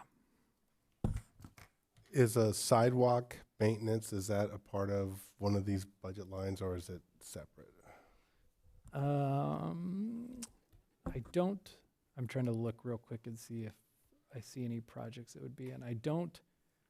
It would be separate if we were just doing standalone sidewalk maintenance. I don't think we have it planned. No planned projects, large Yeah. projects for sidewalks. If it Yeah, was a small large maintenance, projects. yeah. That's a good point. These are projects. So, so we still have our Public Works Department will still be able to address, trip and fall hazards and those types of things as they arise. We just don't have any projects to really install or tear out and replace huge portions of sidewalks. So these are specifically capital improvement, large-scale projects. So then after the storm drains, we have some road repairs, grind and overlays, Patterson Road, Wainimi Bay, Ann Street, Surfside Village. We still are including some funding, although I did recommend reducing. We had said we'd put $50,000 aside for speed cushions. I think literally the language we used when we created that speed cushion policy was as long as the budget could afford it. And so this year we're proposing dropping that to $25,000, which I think over the last couple of years that would suffice, because we actually haven't had a huge demand for more speed cushions. So that's included in the budget. Citywide rapid rectangular flashing beacons. Those are the flashing crosswalk lights. We're working on I think we got a grant from SCAG to be able to provide those. So that's grant funded, that's $70,000. And then the Housing Successor Agency has a housing fund, our Housing Successor Agency funded project of the 323 C Street remodel project. We have $147,000 in the budget for that. Mar Vista is another housing project, so it doesn't impact the general fund, with $170,000 in Mar Vista repairs or projects. And then we have several water main replacements, which are charged to the water fund. And the water fund has a lot of projects coming up with that water master plan being complete. So that'll be something considered in that utility rate increase. And the wastewater operating fund has a sewer lining project. So we definitely have work to keep us busy. On top of all this, the note on the top notes that the projects that haven't been completed in prior years still roll over. So we have a long list. It's not just a year of waiting and seeing. We're going to be focusing on these projects, especially the ones that have their own funding sources, and getting those done. Mayor Pro Tem. Yeah, I have a couple questions. So we have surplus property. Have we had any inquiries on any of that? We are in conversation that we are going to bring forward to the council if they decide to move forward on one of the properties. So, but we haven't had conversation on the many others at this point yet. So I did see on the rec side, we were going to lose two, movie at the beaches or movie at Bubbling Springs. Mm-hmm. If, say, Reach or VFW decided they can take that on for those two missing events, would the city consider that? Yeah, I think if Reach, for example, came forward and said they wanted to, help cover the cost of one, we could always come back to council and propose adding that. Yeah, I think one conversation we had was that each year there's sort of been one, and it's always been like there's one that like the rain hits and everything else, and it's like kind of a dud. So we had said, planning for three and sort of planning in that period where the weather's better, we're not really losing much, but it is something. So if one of those came forward, we could look at that. Yeah. And out of curiosity, do we have any employees that actually take cars home? So the city does have some take-home vehicles. That's something we've reduced. It's something we have addressed and reduced a couple, but we still have some take-home vehicles. Yeah. Like, just for our city council knowledge, can we get a number and the reason why? Yeah, we can provide that. Okay, thank you. Yeah. Councilmember Hernandez. So I think the council received an email recently from a constituent asking about a possible bike lane along Channel Islands Boulevard. I don't know if you saw that. So, you know, I anticipate that could be one as an example of the kind of requests we might field in the next year or into the future. What are we going to do with those kinds of requests, considering our budget situation? Yeah, and so I know that request came in today, and I think they said they've been requesting it for a decade, I think is what they had said. Yeah, I like don't that. know. Yeah, so it was the first I had heard of it, but unfortunately, I think that request a decade ago would have looked a lot different than it does now. I think we did receive it today. We haven't replied yet. We'll take a look at what they're requesting, but I think the answer to a lot of people right now is we're going to prioritize everything. And I think people could see today is there's difficult decisions, and like I said, we've already made all the easy decisions, and now we're down to the really hard ones. So when we get requests in, we'll take a look at them. If there's something that can be done easily and, you know, using existing resources and everything, we're going to try to respond as best as we can. But at the end of the day, if somebody's asking for a new $1 million project, it's going to have to compete against every other project. So we can assume you see those emails that come in, right? And so we can assume that you're going to follow up on those. Yep. Okay, great. Yep. All right. Can I comment on that? Sure. Okay, so as a avid mountain biker, and I don't ride road bikes anymore because of distracted drivers, I actually went down the road and I drove my bike back. And so on the southbound of Ventura Road, there is no bike lane. It's because we have 3 lanes going out southbound, and then we have 2 lanes coming northbound, and we have a huge sidewalk. So I could see the concern. I know that's this is separate from this, but I actually rode that, and there is a hazard. Yeah. We'll take a look at it. We also, I think maybe a month or 2 ago, we had a request from somebody, but theirs has a different complication, is they wanted bike lanes on the southbound side of Channel Islands, I think it is. That was Ricardo Holden's request? Might be. Yeah. And the challenge there is we have the guardrails. Right. And so they had asked, you know, if the guardrails ever come out, can we put a bike lane? So we'll try to like track those, and we'll try to take a look at it, and also like say what might be feasible, what might not be. But a lot of those, anything that's really significant cost, it's probably going to be sort of on the, you know, the future list, for lack of a better word. All right.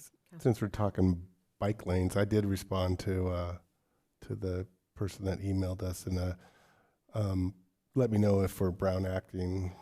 I know we're getting close, but in terms of a budget, in terms of having a bike lane for the sake of having a bike lane and not really looking at the safety, because it's crazy. If you're going to ride a bike down Channel Islands Boulevard with that aluminum guardrail, I mean, you see how many times that thing has been ran into?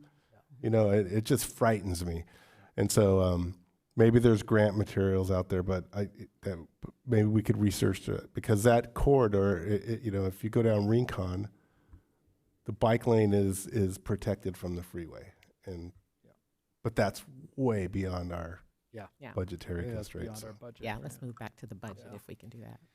So the last note on this slide is that the 2 projects that we want to, we put on the list because we think they're important, but they don't currently have funding, so we're looking for grant funding for them, are a Miranda Park playground improvements and Hueneme Road reconstruction project. The Hueneme Road reconstruction project is probably about $5 million all in, so that's a significant cost. I think that's one that we all hear about pretty consistently. If you know, everybody talks about Hueneme Road and making sure that that's paved and everything frequently. And so we have those on our list of future, or ones that we would recommend putting on as placeholders while we apply for some grant funding. Our Public Works Director, Mr. Camarillo, mentioned that Public Works did a great job really getting everybody,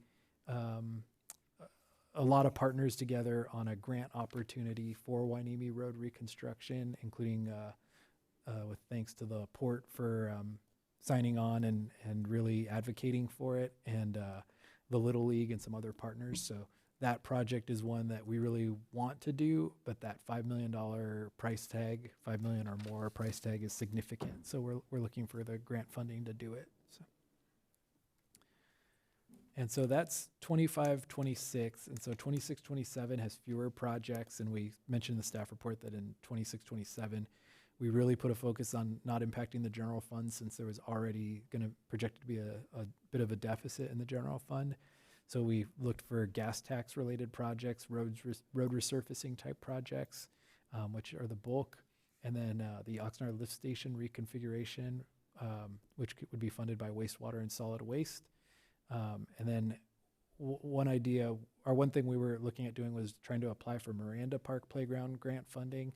And once that's complete, also trying to do the same for Bolker Park. And so trying to do those over the next couple of years. I have a question regarding the playground. Sure. The priority. What was the reason for putting Miranda Park before Bolker? The age of the Miranda, both parks need maintenance. And so we sort of acknowledge that, but the age and condition of the Miranda playground, there's some materials that are close to breaking or aging out that we cannot replace anymore. Once playgrounds get to a certain age, you can't get replacement parts. So that one, for that reason, became the priority, that we think that there's going to be some items breaking on it soon that we won't be able to replace. Okay. Yeah, I just wanted to make sure, because Bolker gets no love, and I would love to see that area get something. Before we started the budget process, Bolker Park was an area I had some ideas for that I wanted to recommend, but with the budget process playing out, trying to identify which of the two need repairs first, but trying to make sure that we keep them both on the list, so we focus on both of them. Okay, Councilmember Gama. So are grants, does anyone pay attention? Because we hear about grants. I know the port is an expert at grants. And sometimes they said it's not your tax dollars, but grants are coming from the federal government, generally speaking, and they are, I guess, tax dollars. But how are they equitably distributed? Does it go to the person with the best writing skills, or do they get distributed on need? Because clearly, our roads really need to have the highest, we want the highest quality roads considering the traffic that we host. So how do you get in line for these grants? And they're everywhere. Yeah, there's a lot of factors, and I think that's why on Hueneme Road is our example of, we're trying to highlight the importance that Hueneme Road plays to our residents, to groups like the Little League who use it, but also that's where really the idea with partnering with the port on some grant opportunities and reminding people that Hueneme Road isn't just important for our residents, but it's also important for commerce across the country. That if it's coming in through the port, it's got to get out to everybody else. And so a lot of that comes out through Hueneme Road. So we're really, part of what we're trying to do is make these grants applications more attractive, with the hope that we get some of those grants that we haven't gotten in the past. And with the port, in particular, there's a lot of, cities have to compete against cities for grants, and there's thousands of cities. And so ports, there aren't as many ports, there's not as much competition, but what we're hoping we can do is kind of partner together to sort of open some of those doors, perhaps where the city can actually be included in some of those grant applications for ports where there's less competition than there is competing against 1,000 other cities. So we're trying to kind of find all those things, and I think this exercise with that Public Works went through to really put together a good grant application with letters of support from all these agencies is like really a big step in trying to really do that finally and see if it pays off. So, so we're working on that rather than just, submitting a one-page application and hoping we get it. We're really putting some effort into it. So. Yes, Councilmember Perez. What happened to the Community Benefit Fund money that we had allocated for grant writing? And that's still there, and that's a possibility that when we have our joint committee meeting, and I think we have one later this month, that at some point we'll have to figure out what grant we're applying for. So I have started that conversation at a staff level, but we'll have to have that and see if we can get all the council and the board in agreement on what project can be applied for. So, thank you. Okay. So with that, we're happy to answer any questions, and we do have all of our department directors here as well if there's any specific questions about any department related reductions. But at the end of the day, it was a difficult budget process. I do think, and I thank everybody for really finding reductions that we're really focused on trying not to impact services to the community. And I think we've done, when you look at having to find $2 million in reductions, we've, I think, done a really good job at that. But inevitably there's some impacts. So we know some of these are difficult. So with that, we can answer any questions or feedback, and then we're asking for direction to move forward and take forward to our budget adoption scheduled in 2 weeks. Great, thank you. I just want to remind everyone we're still in the public hearing, so we'll take questions at this time. Just questions. We'll come back later for comments and discussion. One. Question? Yeah. Councilmember Gama. How you doing, Ashley? You've been standing there for 45 minutes. I You good? I'm doing good. I Okay. thank you all for your time and bring on the questions. I would just like to hear about your experience in all this process, because it is a eye-opening experience. With this process? So can we just do this really quick? Questions about the staff report, then we'll go, and then we'll do that in discussion if you don't mind, because we still have to hear from public comments as it relates to this. Because you're asking her about her personal experience. Do you have any questions regarding the report, the staff report? I could ask about her experience with the budget. Okay, so we'll come back to that. Do you have a question? I have a question. Mayor Pro Tem. So the estimated unassigned fund balance for the general public, what's our number that we try to keep that at? Do we have? So there's, I was trying to go to that slide. So we have a policy that requires that we have a emergency reserve equal to 6 months operations. We do have that emergency reserve. But then, so we have a 6-month sort of emergency fund. And then we have essentially the unassigned fund balance is the remaining money in the general fund besides that 6 months that can be used without, to touch the emergency reserve, we have to come back to the council. We have to essentially declare an emergency. We have to declare an emergency to actually be able to spend it. And so the unassigned fund balance is the money that is available that we could utilize that outside of an emergency situation, essentially. So do you want to add anything to that? Sure. The reserve has 4 specific buckets to it. So there's the economic reserve, which is recommended at 6 to 8 months. We're fully funded at the 6-month minimum right now. There's the stability reserve, which is 10% of our annual operating expenses. So because both of those two are specifically tied to operating expenses, that amount changes every single year as we adopt the budget and change how much we're spending every year. So those are 2. The third would be 50% of our risk liability. So we save 50% of the annual cost of our insurances throughout the city to make sure if that price goes up, if an accident occurs, we can afford a spike in our insurance that wasn't planned.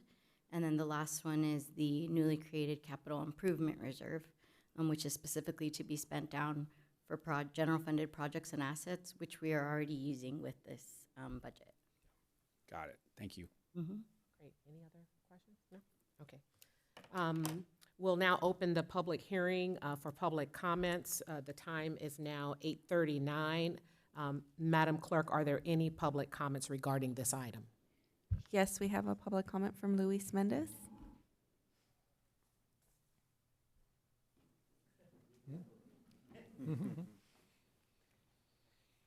Thank you, guys. I just had a couple of quick comments on this. Thank you, James, for the presentation, and the department heads for doing what you did.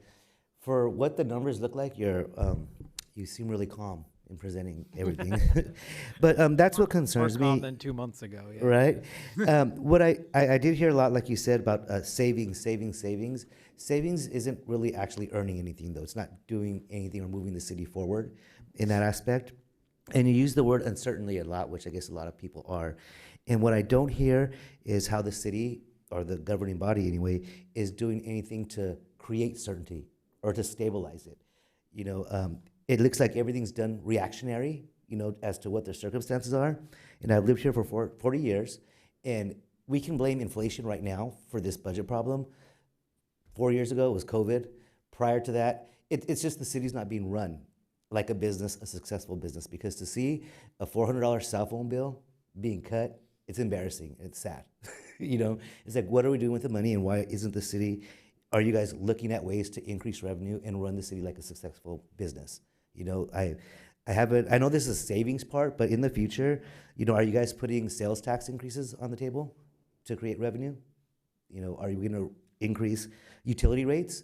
I mean, those things are hard decisions that have to be done, whether you're popular or not, the decisions to be made, or, you know, when it comes to negotiating contracts that are coming up for the city with some of the employees. You guys got to look at all that and make the hard decisions, sometimes say no, and sometimes cast the unpopular vote, even if the community doesn't agree with it. That's what you guys were elected for, not to be popular and liked, but to put the city in a financial stable position. That's all I want to say. Thank you. I'd like to comment on that. Thank you. You want to comment to? Yeah, we're in discussion. No, we're in public comment. Oh, We're still in public comment. If I could Did you have provide something? some information. I just want to say, I would suggest watching the last 45-minute presentation from 2 weeks ago. We talked, this was the detailed list of reductions. That meeting was the structural budget challenges we face and how we need to make adjustments to get structurally balanced. And we talked about a lot. I won't go through all of it, but we talked about sort of the spending increase from 2021 to 2023, how that reflected in additional hiring and more staff people, and how we need to, and have been working, to your point, not waiting, but proactively adjusting down each year over the last couple years back to almost pre-cannabis levels. So there's a lot more to it, and then additional revenue proposals and conversations about utility rate increases and those types of things. So definitely understand the sentiment. Today's presentation is not intended to be the big picture. It was really the detail of how we're getting by this year, which supplemented that last presentation that was the big picture. So. Thank you. And then we have 2 written comments. The first one, request for independent audit of city employee compensation amid budget challenges. I'm writing as a concerned resident regarding the city's current budgetary challenges and the compensation packages of several very highly paid city employees. Upon reviewing public salary data, I was alarmed to find that some of our city's top earners receive total compensation packages ranging from approximately $250,000 to over $424,000 annually. For instance, in 2023, a police department employee earned a total compensation exceeding $424,000.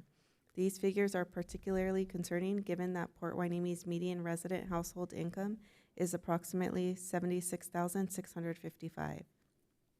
Moreover, many of these highly compensated employees do not reside within our city, raising questions about the equitable distribution of our hard-earned local tax dollars. The recently presented draft budget for fiscal years 2025 through 26 and 2026 through 27 highlights the city's efforts to address economic uncertainties by proposing reductions across departments, freezing vacant positions, and delaying certain projects. While these measures are commendable, it is crucial to ensure that all aspects of the budget are scrutinized for sustainability and fairness. This is a call for greater transparency, equity, and responsible fiscal management. It is imperative that we assess whether such compensation practices align with the city's financial realities and priorities. A lack of transparency and perceived inequities in compensation may contribute to a culture where some city employees feel insulated from accountability, potentially leading to less respectful interactions with residents, some of which I have witnessed. Additionally, I am concerned about the appearance of potential conflicts of interest. It has come to public attention that several of the highest paid city employees have close associations with the current council member. Given that this council member served in a leadership role during the time of these employees' promotions, it is essential to ensure that all compensation decisions are made impartially, transparently, and in the best interest of the community. Therefore, I respectfully urge the City Council to commission a comprehensive, independent audit of all city compensation packages. This audit should assess the sustainability and fairness of current compensation practices and explore adjustments that align with the city's size, needs, and budgetary constraints. Our community deserves leadership that prioritizes the well-being of all residents and ensures that public funds are allocated in a manner that promotes equity, sustainability, and are in the best interest of the community. Thank you for your time. Jessica Baca. Dear honorable members of the Port Hueneme City Council, I'm writing as a concerned resident to formally request that the City Council authorize an independent audit of all city employee compensation packages. This request is grounded in concerns regarding fiscal responsibility, transparency, and adherence to principles of equitable governance, particularly in light of the city's current budgetary constraints and ongoing community fundraising efforts. Publicly available salary records, including those published via Transparent California, indicate that certain city employees receive compensation packages that appear disproportionate relative to the median household income of Port Hueneme residents. Such disparities warrant a thorough review to ensure alignment with the city's financial capacity and applicable statutory guidelines. The recent community-led fundraising effort to secure $15,000 for a police canine unit, an initiative aimed at addressing urgent public safety concerns, such as the fentanyl crisis, exemplifies the city's current financial limitations. Reliance on private donations to fund essential law enforcement resources raises significant questions about budgetary priorities and the sustainable allocation of public funds, particularly when juxtaposed with high compensation levels paid to certain city employees. Moreover, there are concerns regarding the integrity of internal promotion processes, including potential conflicts of interest involving senior staff appointments. An independent audit would provide an impartial evaluation of these matters, reinforcing public confidence in the city's governance. Therefore, I respectfully urge the Council to commission a comprehensive independent audit of all city employee compensation and promotion practices. Such a review should assess compliance with applicable laws, fiscal prudence, equity standards, and best practices in public sector governance. This measure is essential to ensuring that limited municipal resources are managed responsibly and transparently in alignment with the priorities and needs of the Port Hueneme community. Thank you for your attention to this critical matter. I look forward to the Council's consideration and appropriate action. Sincerely, Abraham Baca. And that concludes public comment. Thank you. Mayor, do you mind if I go right provide ahead. some Sorry about that. information? I just wanted to provide some information to the speakers, but also to the public, and take a moment to confirm that salary information is available in 2 locations for the public. First, on our city website, anyone can navigate to our Human Resources and Risk Management page by clicking on Departments, and then Administration and Community Services, and then HR and Risk Management, and then Compensation and Memorandums of Understandings, the link on that page, to see all salary schedules and memorandums of agreements with SEIU and POA.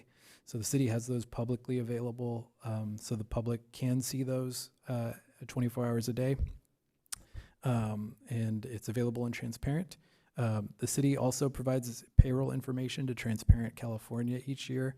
That's available also 24/7. Anybody can at any point go on to Transparent California and see total pay, including all benefits for any employee on that page. Those are publicly available. I do want to just add that the other great thing about Transparent California is you can actually look at other cities and compare Port Hueneme to other cities. I think there was a comment about comparing the average salary of a city employee to a non-city employee, but I think it's really important to look on Transparent California and compare to the other cities around us. And I think if people do that, they would see that Port Hueneme is actually not on the higher end of salaries. So it's not really giving the whole picture by just looking at the employees in a vacuum. And with Transparent California, you can look at much more detail, look at all neighboring cities, and look at and compare those salaries. Regarding some of the statements regarding some of the personnel matters over the last couple of weeks, we've had the same comments from the same residents regarding personnel items and asking the council to take action regarding personnel. I want to take a second because I know not everybody understands this, so I want to help educate the public and the speakers on how personnel items are to be addressed in a city. The city of Port Hueneme has what is known as a council manager form of government, where the voters elect 5 council members. Those council members hire one professional city manager who carries out day-to-day operations and personnel matters. One of the reasons for why the city manager is non-political and ensures that personnel matters are handled fairly is to ensure that politics do not interfere with personnel matters. This is for the taxpayers' benefit. If politics interfere with personnel matters, it means that the city faces liability and the taxpayer dollars go to lawsuits or claims instead of critical needs like the items we're discussing. Following that process ensures our taxpayer resources are used for things like streets, public safety, and other public works, not lawsuits. So for the benefit of our taxpayers, I will advise these residents and continue to advise all that personnel matters and concerns with day-to-day operations should be referred to the city manager for follow-up as needed, not scheduled for a public meeting that would lead to claims and lawsuits. And then finally, I just want to take a moment and thank our officers for their hard work and recognize their efforts. It's easy to say somebody's paid too much, but I can honestly say that the positive comments and appreciation we get regarding our officers are the vast majority of the comments we do receive from our residents. So I want our officers to know that the community and we appreciate them. Thank you. Great, thank you for your comments. No other public comments? No. Great, thank you. So we've received our public input, and so the public input is now concluded. I will now close this hearing at 8:52. So we have before us a recommendation to receive the report on the draft budget for fiscal year 2025-26 and 2026 through 27.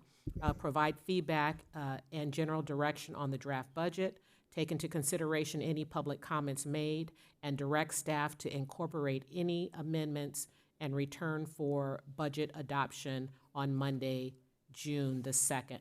May I have a motion and a second? Move approval? Great, thank you. Now I'll invite discussion of the motion, and after the discussion is concluded, we'll move on to the vote. Any discussion? Council member, did you have anything? Councilmember Gama? Thank you. I really enjoy when we receive public comments on items on the agenda, because then we could comment on those public comments. And I think it's interesting that a husband and wife are providing us with basically the same comment, and I generally think it's a waste of our time if they're both saying the same thing. In terms of Louis' comments, I wish he was here because I wanted to speak directly to him. Okay. And if not, let me just say this really quick. we shouldn't be calling out people's names. He provided a public comment I on the budget. understand that. You No, can we can. Yeah, you can refer to the public comment, though. Okay. So I just want to go down memory lane, and the council was being told what we wanted to hear prior to the arrival of City Manager Vega. And I remember meeting with City Manager Vega prior to him coming here and specifically talking about the items that were concerning me in regards to the budget. We were spending money on a destination playground and a skate park and looking at these big ticket items, and I'm like, hey, I don't think we could afford this. And so when City Manager Vega, before he even started, he was honing in our budget. And I remember the first time we went out to lunch, vegan lunch, vegetarian lunch, we we discussed the budget at length. And so from the moment he hit the ground here and came on staff, he's been focused on the budget, and I think we're seeing the hard work over the last 2 years. And for example, I recall James Vega in city manager meetings was asking our prior city manager about, aren't you worried about the cannabis revenues when they fall? And then when he got here, he brought it up like, hey, the revenues are, and everyone like objected, like, what? No, they're not. And yes, they were. And then now we're down 40%, you know? And so our city manager brought a realistic approach to budgeting, and I really appreciate it. And the work started before he started working here. And then Ashley, I wanted to hear from you. I do. I think you have a great leader in our city manager, and I know this is your first time in this position, and I would just like to hear from you, like, you know, what have you learned? What can we do differently? And what's your perspective on moving forward in regards to our budget? And that's a question. Thank you. I'm really thankful that if I can present data, that's finance's job, right? We run analysis, we present data and reports, that it doesn't fall upon deaf ears. So when he asked me these questions and I produce this data and we go over it together and prepare this and we sit down and say, okay, these conversations are gonna be a little different from prior budgets where we're not necessarily reaching out to departments for asks, but instead asking them to in turn provide us a 5% reduction up front. That's how we started our budget kickoff this time. And, you know, as long as I can provide data to him, he can read through it, come up with the overall message, share that with the team. We are a team in this process. It's been a lot of hard work, a lot of hours, but not only did he feel this message needed to be said, but department heads immediately understood, worked really hard to produce the 5% reductions with very realistic data. That's what's important to me in finance, is you're not just giving us 5% reductions that aren't feasible, that are maybe easy for you to cut. For an example, a project you don't want to do, and you're just saying, let's cut that one. Instead, it's being realistic about what the community needs, what their department needs are, because all these department heads are now going to have to live with this budget. And they're going to have to work with it throughout the fiscal year to make sure they can get everything done that they need to. Maybe, you know, work with their vendors to get lower costs, or all of that is more workload on them.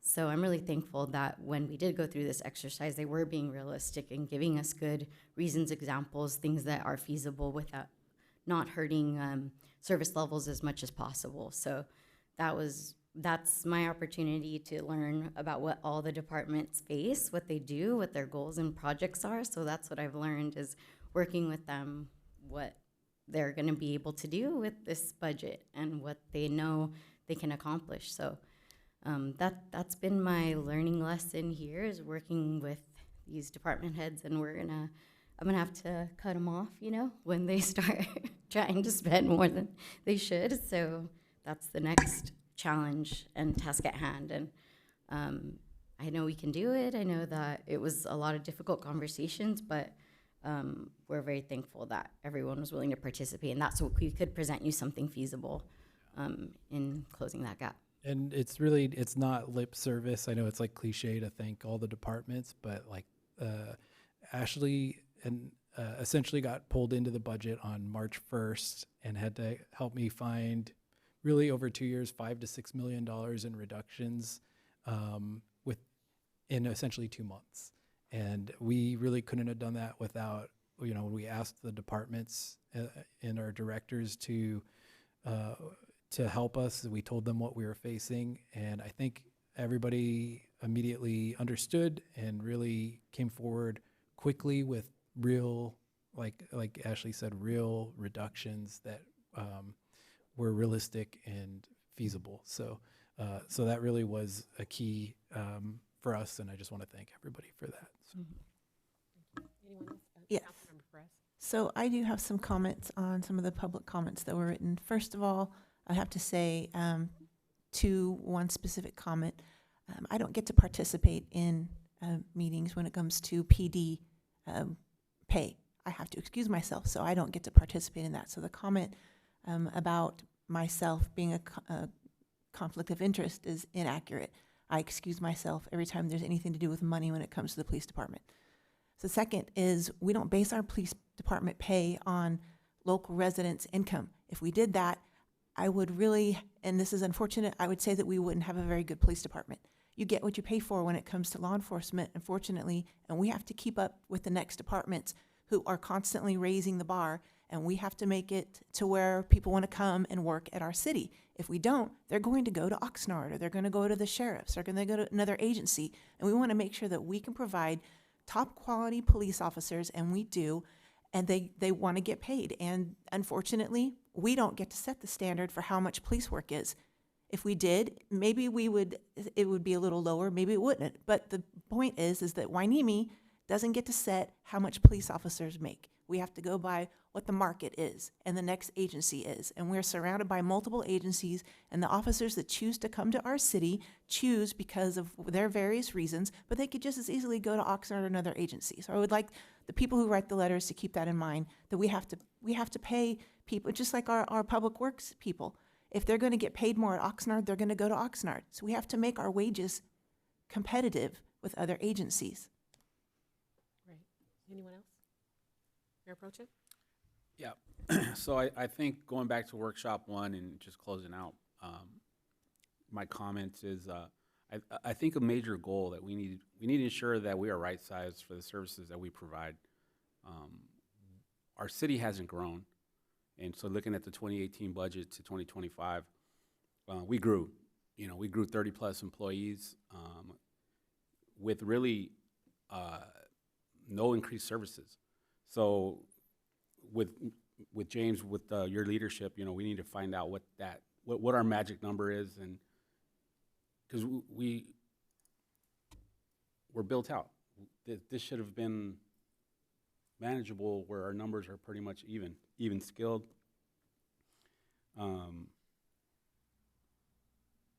We did get the list of by departments, what departments grew, and some were substantial. So it's just going to take some leadership and a little oversight, right size, and looking at the 5% decrease per department. I think we got a handle on this. So yes, this is not the worst case scenario, but it's something that we can actually kind of focus on, and we can go left or right with this. So thank you. Great. Just want to say thank you very much. So as a member of council, a body of decision makers, it is really hard to think about possibly not having the funds to run your city, right? And the word that we keep hearing and using, uncertainty. And that is just what it means. It's uncertain. And so we have to do our very best, and I thank you, City Manager, we have to do our very best to come up with what might be the right numbers, right? And I think that's what we're doing. So I'm feeling really good about where we are, understanding that, like our City Manager and you all have said, that there may be some ebbs and flows, and we'll have to figure out how to kind of ebb and flow with that. And so I just really appreciate the work you've done so far. And even back, I'll just say this, I'm just kind of looking at you, how you're communicating about the process and how you were able to work with the department heads. I think that is probably one of the best things that I've heard, because the people have to know that they can trust you and believe what you're saying and that the numbers are correct. And I'm seeing a couple of nods around here. So it's really good to see that you've kind of stepped in.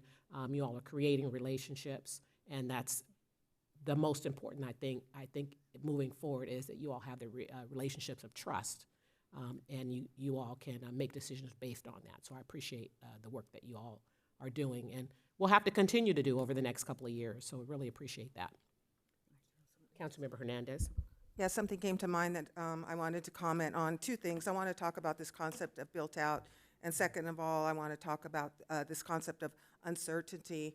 This uncertainty that we're facing right now is unlike anything that we've ever had to experience before, and it truly is uncertain. We've got a federal administration that is making cuts really fast, and the impact we'll have yet to see on our local communities in terms of housing, in terms of health, in terms of the funding that we depend on here at the municipal level. There's been a lot of talk about the impact on municipal employees. So to criticize our city management that we're not looking at the trends, or that this is business as usual, that we can compare it to past experiences like COVID, I would argue that that's what we're in right now is very different, and we've got to watch every day what's happening out there at the federal level and at the state level. Yes, we could lose grant funding at the federal level. The state has some of their own funding.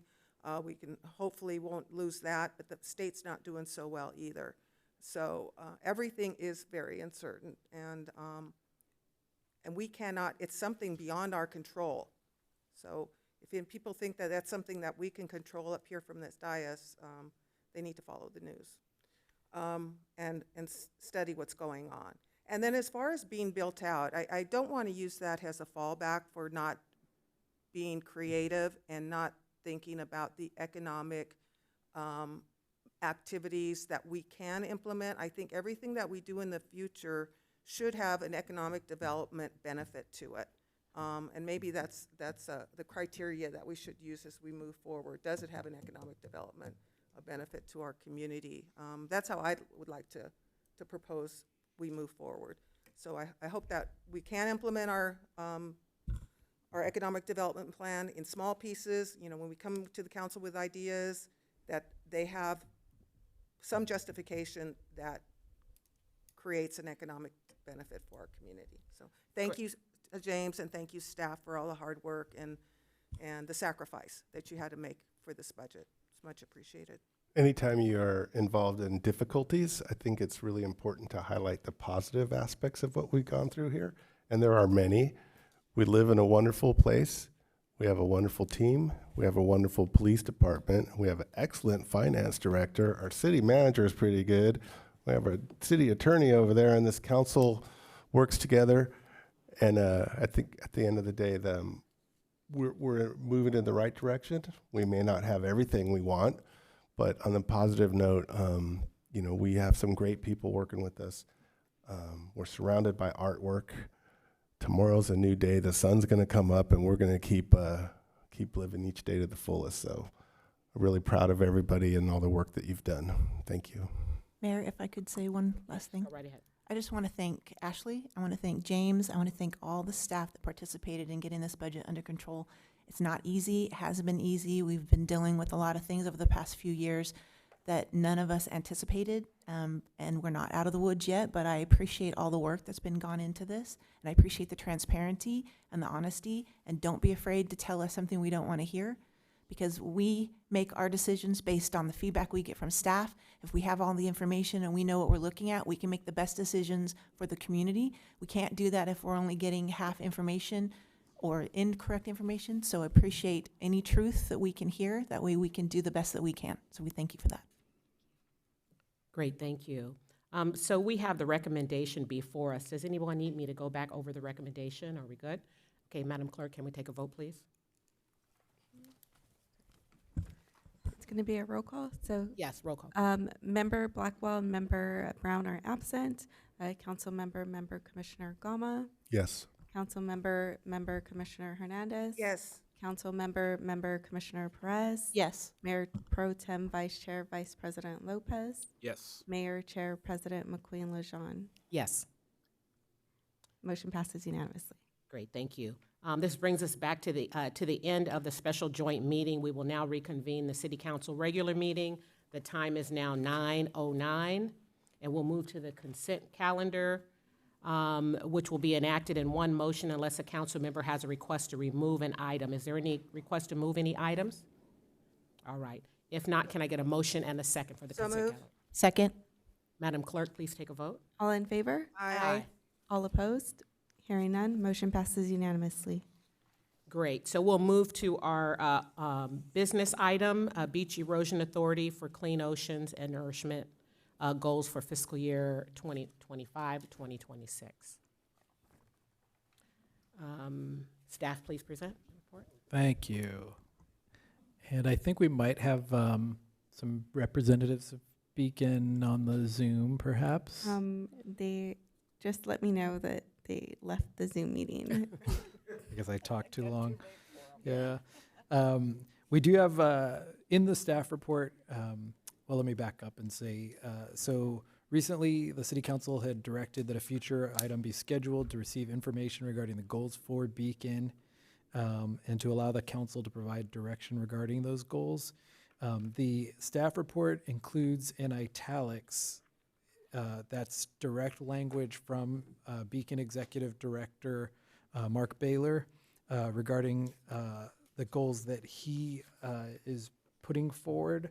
And there's some detail there, but high level Channel Islands Harbor sand trap dredging advocacy, Ventura Sand Summit coordination, Ormond Beach habitat and public access planning, and Sumas Creek water quality were the four main areas.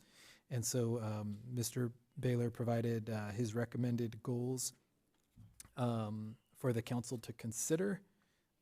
And we had planned to have a couple representatives, but at this point, I can answer what I can, and then if we have follow-up, we can always just follow up with Beacon following the meeting. So happy to answer any questions I'm able to.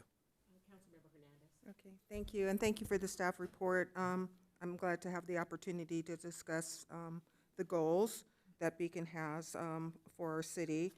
The question I have regarding the language under the Channel Islands Harbor sand trap dredging is a little confusing to me. If this came from Beacon, did Beacon run this language by the lead agency, the county, in regards to the dredging? Because, well, I'll just tell you, let's see, bullet number 1, on the bottom of the page 1, says dredging at Channel Islands Harbor sand trap is a federal obligation involving funding from the Army Corps of Engineers and the U.S. Navy. We don't get money from the U.S. Navy. And then it says, and is not one of navigation as it relates to Hueneme Beach. Well, the purpose of the dredging is twofold. It's one, to provide for navigation, and then second, it provides sand for Hueneme Beach, and it also says Silver Strand, even though I don't know that they do that anymore. So they do? Okay. So this doesn't seem accurate, and I don't want to approve something that is not accurate. And did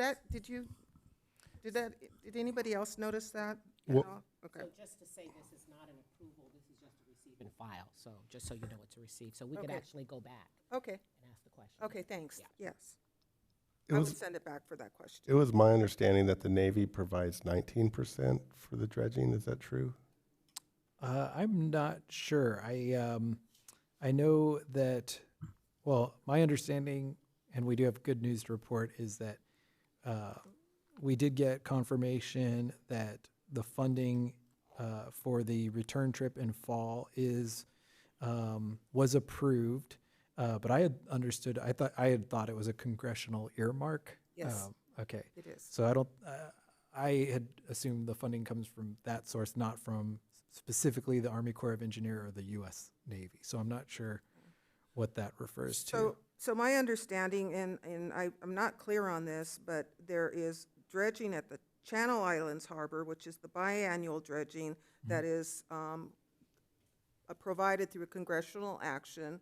It gives the Army Corps of Engineer money to come and do the dredging of the Channel Islands Harbor. Then the port has, they do their dredging of their port, their access to the port, which is separate from the Channel Islands Harbor. And then the sand comes to us from that. Then the Navy has their own pot of money, and it's in the Army Corps of Engineers work plan and budget. They have their own source of funding, and I'm not really sure if that goes for dredging or if it goes for other shoreline protection measures. So I'd like to get clarification on that if we could. Also, some typographical errors. It's Army Corps with a P, not Army Corps with C-O-R-E. Okay. So it is very complicated, and I think it gets complicated initially by the Port of Hueneme being referred to as a natural deep water port. And that is technically correct. And so the dredging isn't to keep the navigation channel open as it is in Ventura. Ventura Harbor is, their dredging is 100% to keep the commercial enterprises coming in and out of the harbor. That's not the case here. So with the sand trap, it traps the sand at Hollywood Beach to be manually bypassed around the Port of Hueneme, and then they do a little fill up of Silver Strand Beach periodically. I know that the Port of Hueneme doesn't fill up with sand. It does collect sand over time, but it's not like Ventura Harbor, where Ventura, and remember there was an emergency a few years ago where they brought the dredge back to get Ventura Harbor open because it closed up because of the rainstorms. So yes, it is very complicated, and it gets even more complicated. And our advocacy, and the thing that I've been arguing about for 6 years now, is, you know, we're supposed to be mimicking Mother Nature. 2.4 million cubic yards of sand every 2 years. We have a 30 million cubic yard sand deficit, and that deficit is sand laying on Hollywood Beach, which has now turned into a sand dune, which now the Coastal Commission is coming in and saying you can't touch it. And they talk about the sand trap and the sand, and so it's all interconnected, it's all complicated, and you get all these different agencies involved. So I don't think it's ever going to be as clear as we'd like it to be. In terms of this year, we had to scramble to, and we still don't have it. It's not guaranteed. The work plan hasn't been issued. Right? Yeah, we got confirmation that the funding is there, but there's still a couple steps. We've got 2 steps down, and I think 2 to go. Right, and we had a representative of Beacon was in Washington last week, I think, Brian Brennan, and advocating for us, but we're still trying to pin this thing down, and it's so important because if we don't, we're going to be potentially in a world of hurt. And you know, we just finished our budget. Last time, it cost our unexpected expenses of $2 million. You know, we had to lay down riprap and rocks to protect Surfside Drive, and we lost sidewalk on Surfside Drive. And so that's why it's critically important that we get this dredge operation back here in October so we could avoid that. And you know, it's frustrating in the fact that we got shorted big time, and now have uncertainty regarding whether we're going to get the dredge here back in October. So I think, and then we just had a meeting, a Beacon meeting this past Friday where, I had the opportunity to discuss, okay, what additional efforts are we doing to make sure this happens? Because we're not there yet. The funding's there, but we're not there yet. And so, and I know Mark has a hard time from Malibu or the hills where he lives, but maybe we could follow up if we have questions in writing to him. Any other questions? Yeah, I got Go right ahead. So it seems like Beacon is not working. What it sounds like, they're not successfully lobbying at all. I mean, we talked about using the port while they're in Washington to lobby. We talked about RDP taking tours with our congressional leaders to lobby. And it seemed like that was very effective. But yet, Beacon didn't do anything. So I'm just using your words. No, but if when we talked about this. If that was effective, then we would have the work plan right now. Well, we didn't get the sand. You're blaming. But we got the money.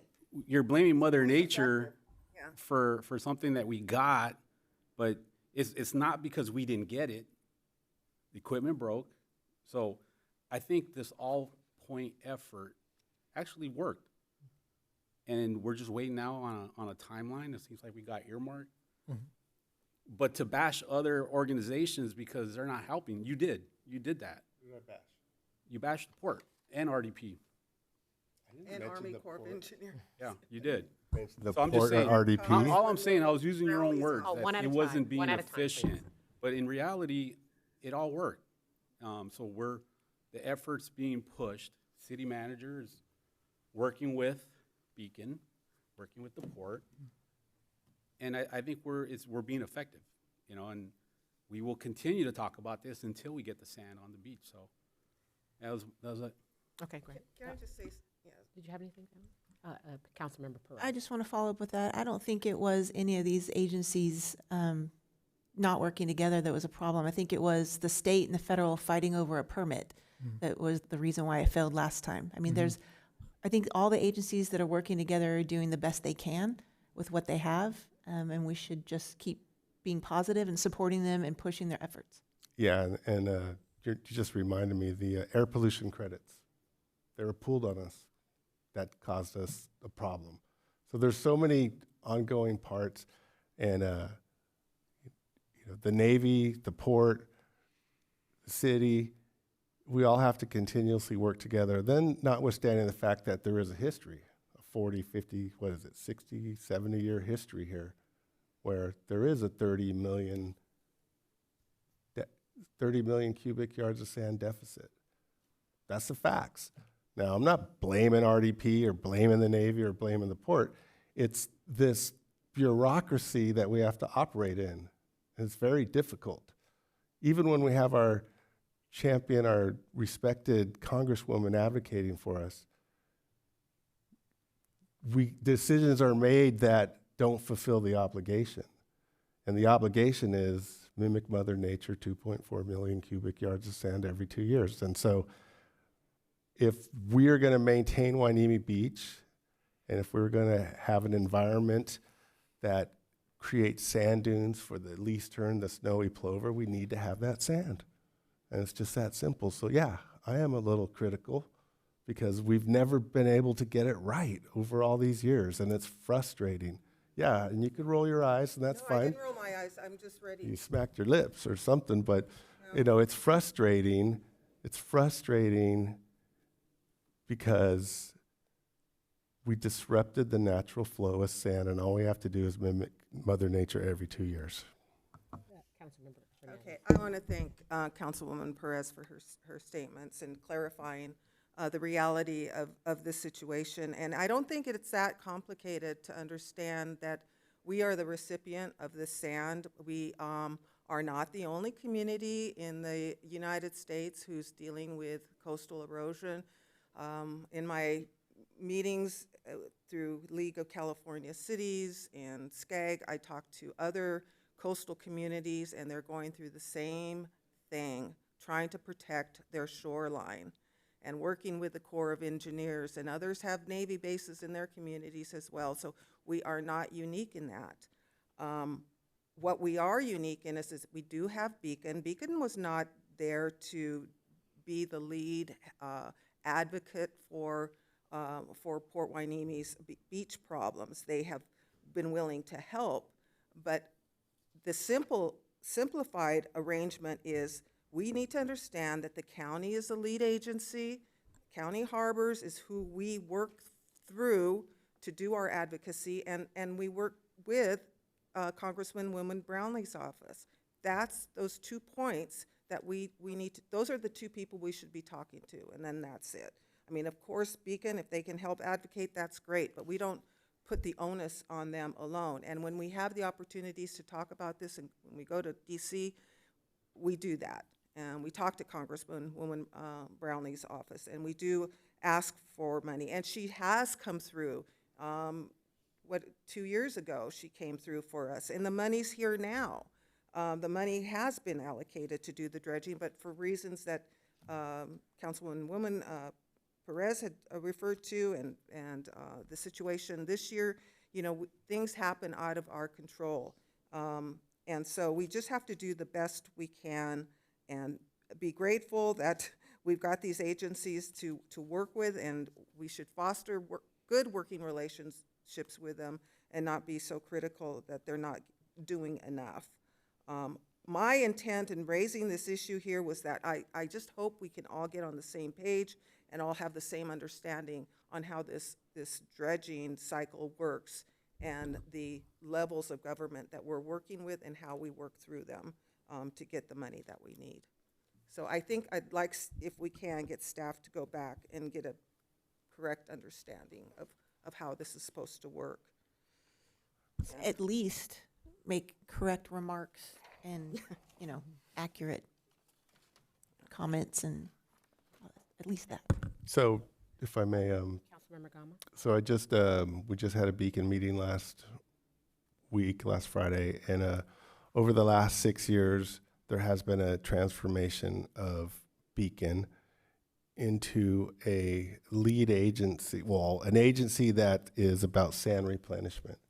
And one of the major projects that we've just muscled through, is very difficult, was getting the Coastal Commission and others, city, county governments, to realize that each section's different. And Beacon has led on a new design of debris basins. And because what we've learned over the last decades, many years, is that we've cut off the flow of sediment to the beaches. So it's not necessarily sea level rise, it's that we have a freeway, we have catch basins, and we collect the sediment that would be sand on a beach, and we put it in trucks and we take it to a landfill. And the aha moment was the Montecito mudslide, when the 101 was closed for 3 weeks. And the California Coastal Commission was arguing that it's the wrong grain size. You can't take it to the ocean. You have to take it to the landfill. And that's what happened. And so at Beacon, we always say every mountain wants to become a beach. Every coastal mountain wants to become a beach. And so this new design of this catch basin is designed to allow sediment to keep moving towards the beach. And this is a huge, the presenter that we had, last week, said, Mr. Roth, he said, it's a monumental change for the California Coastal Commission to realize that each coastal zone is different. Now, does Hueneme have a catch basin? No. Does Oxnard have a catch basin? No. Ventura has one right outside the as you cross the Ventura River, they have catch basins up along the seacoast to Santa Barbara, Rincon, and all that. So realizing that every coastal zone is different, you have to have a different method. And here in the city of Port Hueneme, Hueneme Beach, 100% dependent on the manual bypass of sand or the Port of Hueneme. I mean, that's how we get our sand. The sand that ends up at Hollywood Beach comes from the Santa Clara River. And like Dr. Kiki Patch has been educating us on, and is that the inflows have to match the outflows, or you're going to have too little sand or too much sand. And Beacon is leading in these areas to get these bureaucracies like the California Coastal Commission to change their way of thinking. So I'm really excited of that ground shift. And again, the way Mr. Roth described it was earth-shattering for the Coastal Commission to pivot the way they pivot. And what they did is they allowed a project to where we could take sand from a debris basin and deposit it on Carpinteria Beach so that the ocean could do its thing and move the sediment along the beach. And they're very, very, they weren't supportive, then they became timidly supportive, and now they've made the full circle. They're like, hey, this is a path forward because we have to find a way to get sediment to the beaches up coast. Now, here in Hueneme, it's all about dredging, and that's just the fact of it. So I think Beacon's doing great in terms of having an impact, a positive impact on coastal regions. And I think we are benefited by being aligned with them and them advocating, lobbying, education efforts, whatever it takes. I look forward to continue the progress that we've made, the positive progress that we've made, and we've made some pretty good pivots. Councilmember Perez? I don't have anything. I just want to move forward. Are we doing a motion to receive and ask Yeah. for corrections on? Can I just make one course. statement? So I just wanted to put it on the record that I got an opportunity to sit down and talk to Supervisor Lopez from the 5th District, who is our district representative on the Board of Supervisors. And she provided me some information, historical information. She has folks that are in her office working on this all the time. And so I did get a summary that I passed on to our city manager.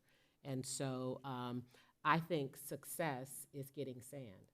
And so as long as we get sand and we are not skipped over and don't get any sand, I think the process that is being worked is working. Hopefully one day we'll catch up, but as long as we have representation and folks are advocating for not just us, but up the coast, I think we're doing a good job. And I think we've heard about the issues that we've had over the last year or so, last year with the permits. But the fact is, the funding's been there. I understand, this is what was communicated to me, there's one dredging piece of equipment, and there's a time span by which the dredging must take place, or the dredge equipment has to move on. And so the money's there. We just are waiting now to see if we can get the dredge equipment back to do the work. So we're getting the money, we're getting the sand. We had some circumstances that prohibited us from getting the sand that was available to us this year, and we're hoping to get that. But I think if we continue to stay connected to the folks that have the ears of and Congresswoman Brownlee's doing wonderful work, but I think most of the information that goes to her is not from Port Hueneme. I think it's coming from the Board of Supervisors and those above us. And so we just need to continue to be on RDP. It's important. Continue to be on all these other committees and commissions that are allowing us to, to whisper in the ears of the people who have the authority to do what we need them to do. And so I think we've been pretty successful at that, the work of us and the work of our city manager and others. So really appreciate that. And with that, anything else? We can move on? Okay, great. So this is just a receive and file. So city manager, you Yeah, I think just to receive and file, and I'll ask for clarification on that one point. I think the only way we would really need to take any action would be if there was like a specific task that the council wanted to ask, or, you know, or goal that the council wanted to ask Beacon to add. But otherwise, it's just a receive and file, and we'll get clarification on that, on those first bullets. So. Okay, great. So can I get a motion on the second to receive and for city manager to go out and ask those questions? So moved. Second. Thank you. Madam Clerk? All in favor? Aye. All opposed? Hearing none, motion passes unanimously. Great. Let's move to item number 11, City Hall Electric Vehicle Charger Update. Will staff present the report? Yes, thank you. And this is, it's a little bit different of an item. I think it's mostly that we wanted to sort of give an update to the council and to the community on something that we're looking at and something that'll be changing. It's not a very costly item, so it wouldn't typically need to be separately approved, but it was more about wanting to provide some information. And in a nutshell, cities, especially cities that actually added an electric vehicle charging station early on, there was really no standard charger at that time. So a lot of cities, almost across the board, is like every city sort of bought the charger with the hope that it would be, that it would sort of be available permanently. But what has happened is, over the years, with this being new technology, is almost all of those early chargers are sort of going down or shutting down or losing functionality. And so a lot of cities and other agencies, I think if you go visit the port, for example, either of their parking lots, have moved to charge point chargers, which are sort of the standard now. And most city halls have those, the port has those, other agencies have those. It makes it very easy because anybody with an electric vehicle just has to have one account and they can use any of those chargers versus, each city having its own charger and having to get a separate account and preload money onto each account. And so we were aware of this, but our chargers had continued to work, but we're getting to a point coming up soon where some of the functionality is going to start disappearing, and potentially the ability to recover the costs for electricity usage as well. That's a challenge for us, especially in this budget time. Not that we're looking to buy new chargers, but if we can't charge for the electricity and recover the costs, then that's going to end up impacting our general fund. And so we wanted to really just bring this forward to explain that, and then to note that what we're going to do is we're going to try to look for some grant funding. We actually had potentially a grant that we were already looking at, and then look at trying to obtain a charge point charger and remove the current charger and swap it with a charge point charger. And so we're asking council to authorize staff to replace the current charger and to seek that or an authorization to seek those grant opportunities, along with the next step that we'll be looking to do is coming back to council and also recommending adjusting the cost for the electricity. I think that's another thing that when we started, a lot of cities kind of set the electricity rates, and most of the cities set it at the same level, but over time, a lot of cities have increased their rates, and it's something that we looked very quickly, and I think it was in the report. For example, Camarillo charges $1.88 per hour to charge, and we charge $1.60 per hour. So we'd look at the cities, look at our electric rates, and then make a recommendation to increase the rate, which would help pay for the electricity, but also offset the cost of providing the chargers. So again, no real specific action. It's just informing the council and then trying to get the direction to move forward with that, and coming back to council to look at those costs. So, Mayor Pro Tem? So You just have a level 2 charger. Mhm. What about a level 3, which is the rapid chargers? Mhm. Because when that level 2's, that means the car is going to stay there up to 8 hours. Mhm. And when they're in use, that means it's tied up. Mhm. So have we even thought about looking at level 3 chargers? We haven't looked at level 3 yet. There is some sort of future planning, and we're actually talking to the county on sort of a county-wide electric vehicle charger program where they'd actually be able to provide some. And so we can, through that, we can try to advocate for level 2 or level 3 chargers. We didn't consider it here because here we're just looking to swap the current with that new, or with the new version of that same thing without the additional infrastructure costs and everything. I will say the level 2 chargers, a lot of places call them like destination chargers, because the idea is that if somebody, for example, drives to Port Hueneme and wants to go to the beach for the day, they can actually park their car and go to the beach, walk to the beach. Whereas a level 3 charger is really for that like fast, like 15-minute charge, 15, 20-minute charge. And the challenge with that, and why a lot of cities went with level 2 is actually wanting to encourage people to like stay in the city, like visit the city, versus drive in, sit in your car, charge it for 15 minutes, drive out. So I have actually in the past looked at like, the goal is you want both. You really want, you want to have both, but for city halls, having that level 2 isn't necessarily a bad thing if as far as having that destination charger option. But so I think we will try to look at like the options for level 3 chargers. Some cities have even been able to get some of the providers to actually, pay to put a level 3 charger in to give that option. So that's something we can try to see if there's interest in. But for now, this item was just replacing the level 2 with level 2 at as low a cost as we could, essentially. Council Member Gama. So we're going to replace the entire unit. I was under the impression that it was a software, like if we go to this new service provider, we're just going to update the software and use the same equipment. Is that It's most likely going to be the entire unit.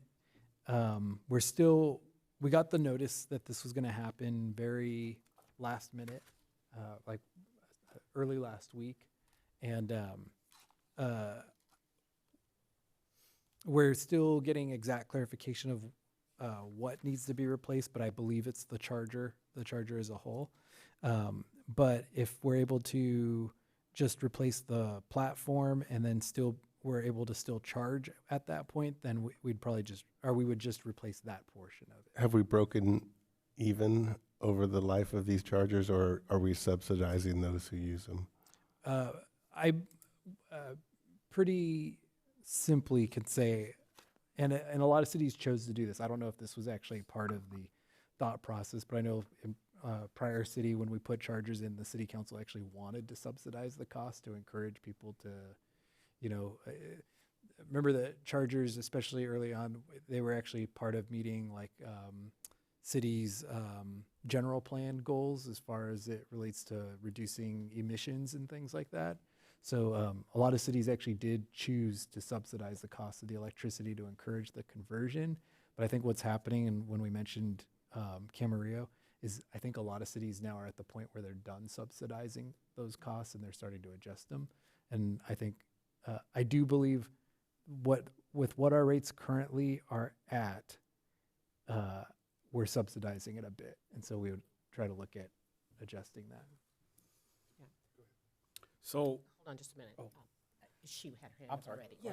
Councilmember. I just wanted to make a comment as the council's, the city's representative on the Clean Power Alliance board, that there is some grant money available for chargers. I just heard a presentation at our last meeting, and I was at their annual conference. So CPA is doing a real good job, yeah, and they're flush with money right now. So I think definitely I'll keep my eyes open for potential grants, and I will get you that information on what I We'd be heard. interested in that for sure. Mayor Pro Tem. yeah, so the way I interpreted this, because I use charging stations a lot, especially if out of town, So what this charging station is, it's called ChargePoint, and what it does is you gotta have the app, and you have to recognize it with your car. So other charge point, like EasyGo, you just plug in and you just tap your card and it starts charging. That doesn't have that capability. So it's just the difference that it almost seems like the whole stand needs to be replaced with their way of communicating and charging. So that's how I interpret this. This was written, right? Yep. Correct. And that's where, and then starting June 1st, some of their, even the existing functionality, some of that is going away. So it's really not going to be as functional as like those ChargePoint chargers are. So Can I just ask, so are we expected to get this done before the changes in June come and we are not able to collect fees? we're going to try to. Okay. And I think that's why, one of the reasons, like I said, it sort of happened quickly. We weren't, like, we hadn't really thought about the chargers in a while. It was working and, you know, kind of, when it was working, if it's not broken, don't fix it. And then we got notice last week, like, it's like, by the way, they're going to stop working. So we wanted to put an item on the agenda, explain it, but also, like, realize, because, like, we're going to look at some options and then we'll probably move pretty quick. And so we wanted everybody to know what's going on, because if all of a sudden, if we can identify some funding, get a ChargePoint charger and replace it, people might see us out there working in 2 weeks, what have you. But obviously June 1st is very quick. So there is a possibility that, that there might be a gap there where the system doesn't work, and in which case our understanding from talking to them is that if the system's down, somebody can plug in and then it's just free electricity. Maybe you should not have said that. And so I was trying not to say that, but I'm trying, the challenge of answering the question, but You can take the cables out. yeah, but we didn't, it's a challenge, and I guess this is part of why we wanted to talk about this, is we know that providing that service is important. So I think, it's where the council can always tell us we're going down the wrong path, but where I ended up was, let's try to get a replacement and get it in as soon as possible, and as soon as we can, as soon as we can figure out the funding. But in the meantime, we're gonna leave it, and we're gonna try to make it work as long as we can. So What is the generally the amount of funds, revenue that is received in a month? I mean, it's a good question. I don't have that number offhand. We'll try to get that. I was trying to do the math in my head while I was. yeah, I on was the just screen. just a question. You don't have to answer now. I was just wondering if we missed that timeline and we had to go a month or two, what would that be? I think it's pretty minimal. I mean, even if it's not in use 24 hours a day, but even if it was in use 24 hours a day, it's about, that would be about, what, $40 a day, let's say. So times 30 is, it starts to Starts add getting up, up there. $1,200. So that's where, and I think that's where we said, we're going to try to make a couple calls, try to get a couple, see about some grants, but if not, I'm just recommending we just buy a charger and try to replace it. Yeah. Because it does add up after a month or two. Right. And I know you said Ventura County. I do know that APCD actually supports EVs as well, and they fund some. So I'm not really sure but I don't know what the timeline is when they have those. Yeah, it's the grants challenge. available. We've actually been in conversations for a while with the county and some other groups about, there was interest in adding chargers in the city.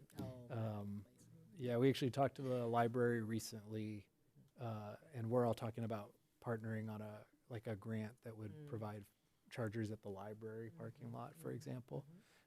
So we're working on some of those things. This one just kind of wasn't the thing we were expecting to happen quite so quick. So Are we moving to a non-subsidy? so we'd bring back rate options, and it would be, potentially the full cost recovery, and then the council would have the choice of whether to subsidize that. But we plan to recommend adjusting the rate, because I think it is outdated at this point. Electricity's gone up quite a bit. So is there a means to recover your investment, or is that not. That's something we would look at.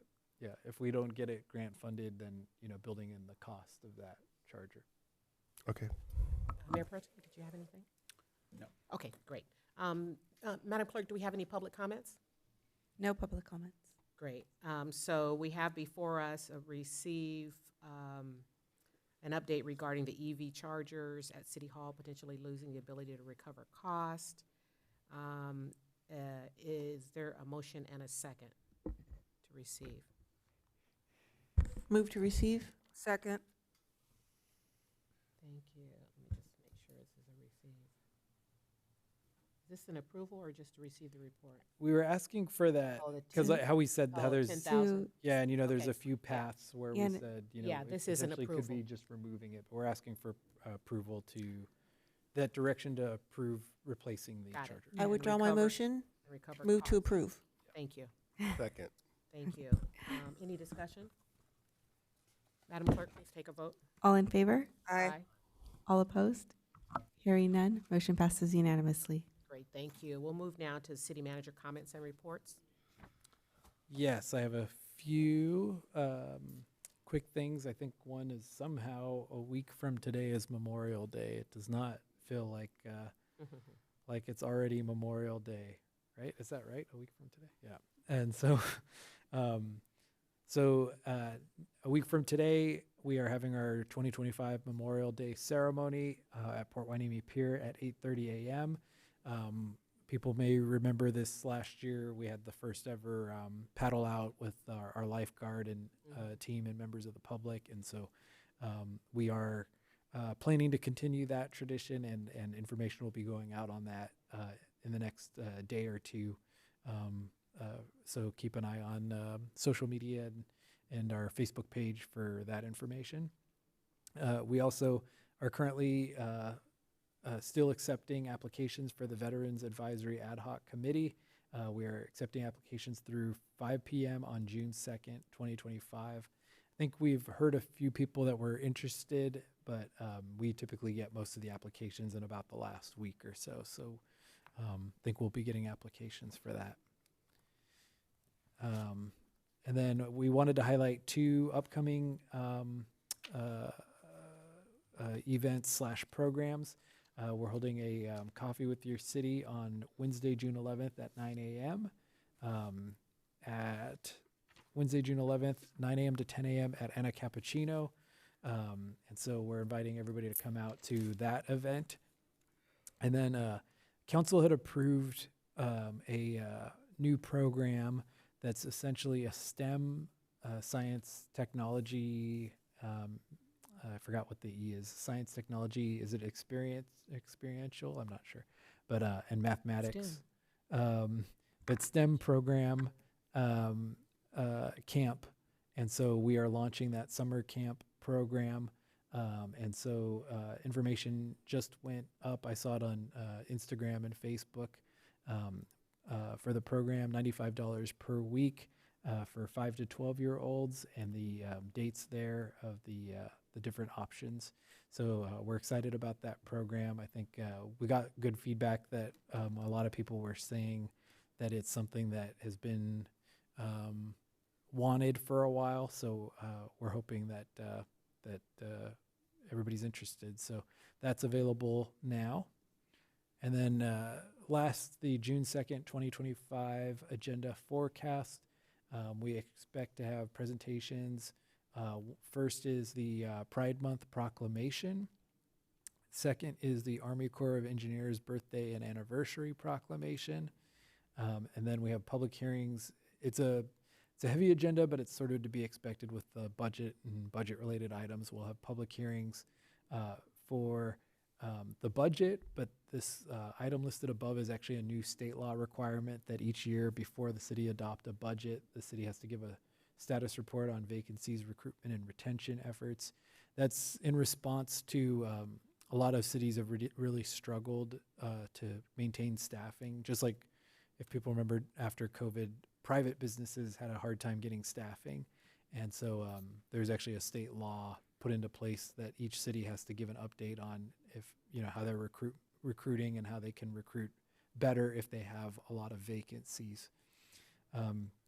So that has to come forward before the budget, so we'll have that, and then the budget. We've continued the public hearing for Emerald Perspective, so that'll be coming back. And then we have our assessment districts item, which comes with the budget every year. And then that last item is the parking study workshop. We had said last year when the council approved working with the traffic engineer to do a parking study, we had said we'd do a workshop with the ideas that we come forward with. So we're planning to do that workshop on June 2nd. And that'll be that. Then the last step after that is after that workshop, then those items will come to council for approval or denial. So hopefully approvals, but full agenda, but a lot of that is related to the budget. So that is the plan for June 2nd. And with that, I'm happy to answer any questions. I just have one question. City Manager, there was a request for a Juneteenth presentation. I believe it's the meeting after this meeting is June 16th. Okay, June 16th. Because I know there is a Juneteenth celebration. Okay. I just want to make sure they get it before Okay. then. Or last year I represented the city, or we can present it there. Yeah. We'll double I think check. it's the 14th. Okay, we'll double check. I thought we had communicated with them that it would be on the June 16th agenda, but if not, then it can be, there's room on this agenda to swap that, so.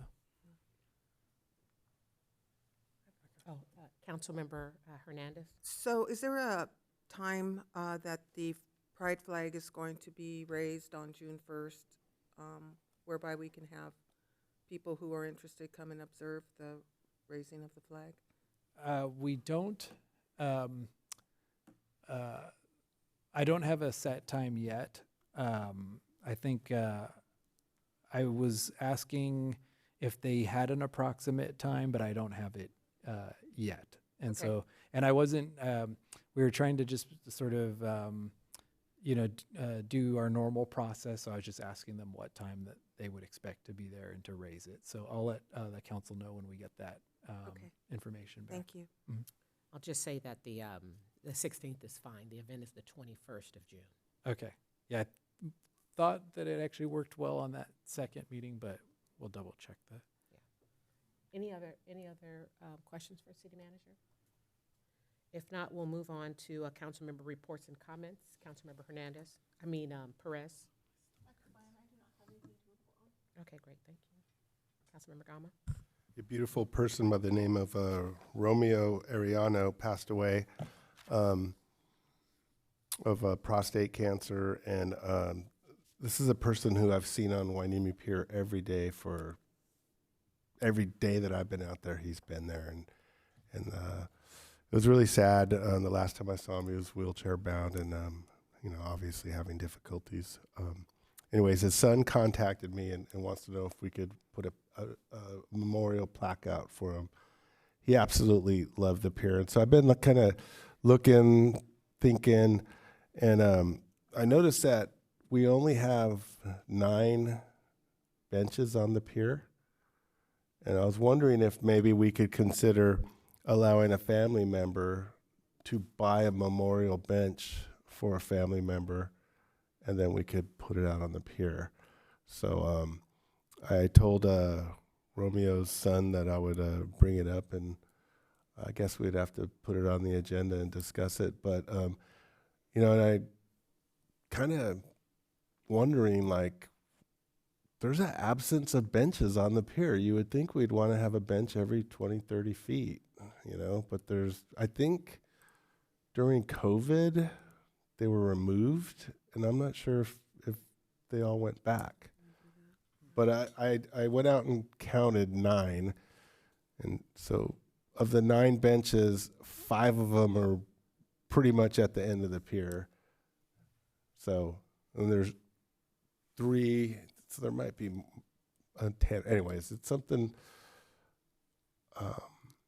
anyways, I guess I brought it up as a comment, but I guess I'll have to request an agenda item, or you could give me guidance, or Yeah, I think the process would be a future agenda item request for, for a bench memorial process or policy, essentially. yeah.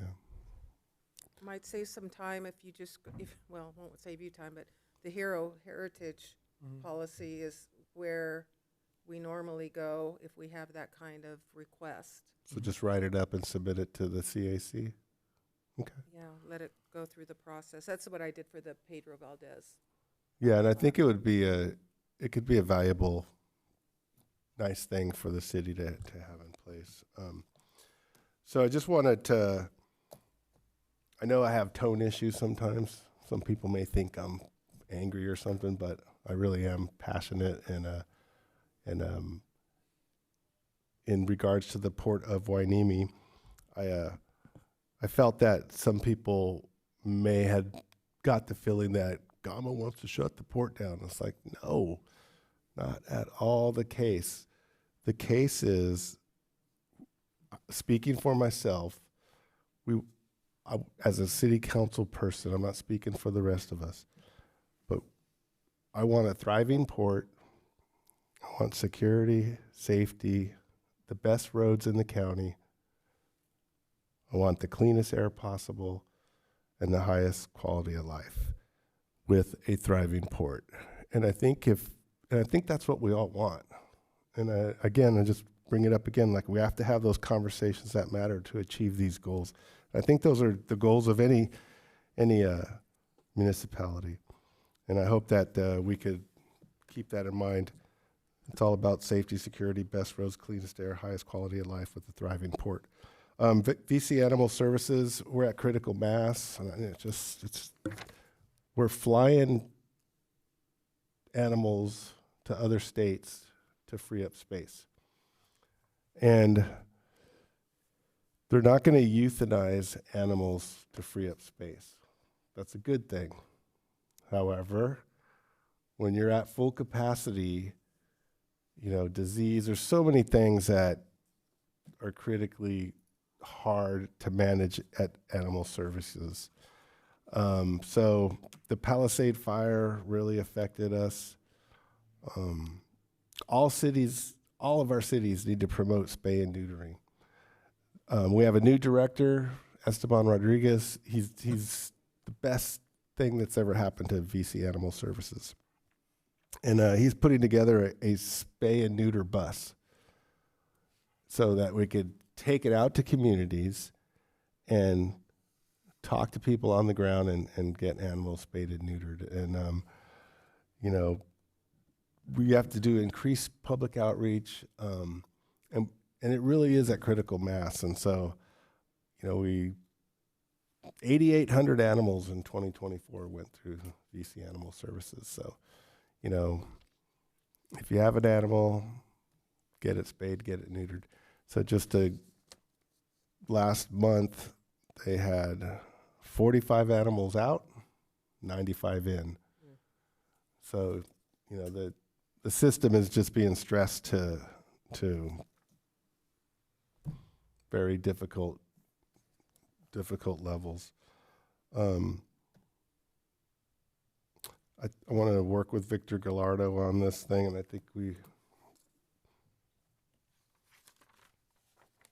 and then the last thing I want to say on this bike lane is that, really, I get it, having a bike lane is important to some people, not everybody, but, having a safe bike lane is important to me. And I just cringe every time I see somebody on Ventura Road and there's that beautiful sidewalk next to the fence. And I always say to myself, I would ride on the sidewalk. Why would I put myself at risk on the road? Share the road with the bikes, And so maybe some point down the road we could really take a risk management approach to the bike lanes through Hueneme, because we all know it's dangerous, extremely dangerous. And I don't think we have the means right now to accommodate any additional expenditures or projects, but I think grants. Maybe we could get some grant money or something. And today I saw auto transport truck empty. Nick, a signal when I was coming here for the meeting, and I heard it, and I'm like, what was that? But anyways, I thought that was interesting, so that's it. Okay, just real quick, at the last VCOG meeting, last week, I presented the plaque or the certificate to Hugh Riley with a short words of thanks for his service to VCOG. And we also adopted or accepted the broadband plan, and that'll be coming to you, Mr. City Manager, real soon.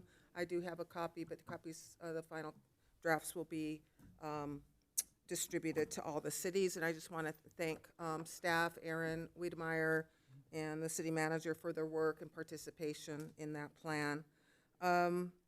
Coastal cleanup, I got a letter from the county. They're already starting to plan for coastal cleanup in September, and I'd like to, sit down and talk about how we want to go about it this year, what kind of plans we want to make, if we want to change anything, make any adjustments in our plans.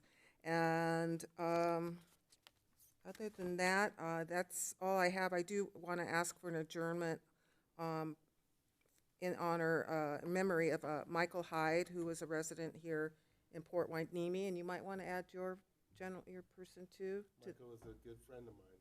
Michael Hyde, and then you had a person also that passed away. Mario Arellano. Mario Arellano, if we could adjourn in their memory.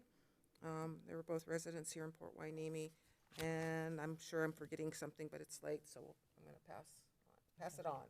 And Councilmember Gama, you said Mario. I thought you said Romeo. Oh, Romeo, you're right. Okay. Romeo Arellano, sorry. Okay, thank you. Also want to add Robert Aguilera. He was a Hueneme Bay resident.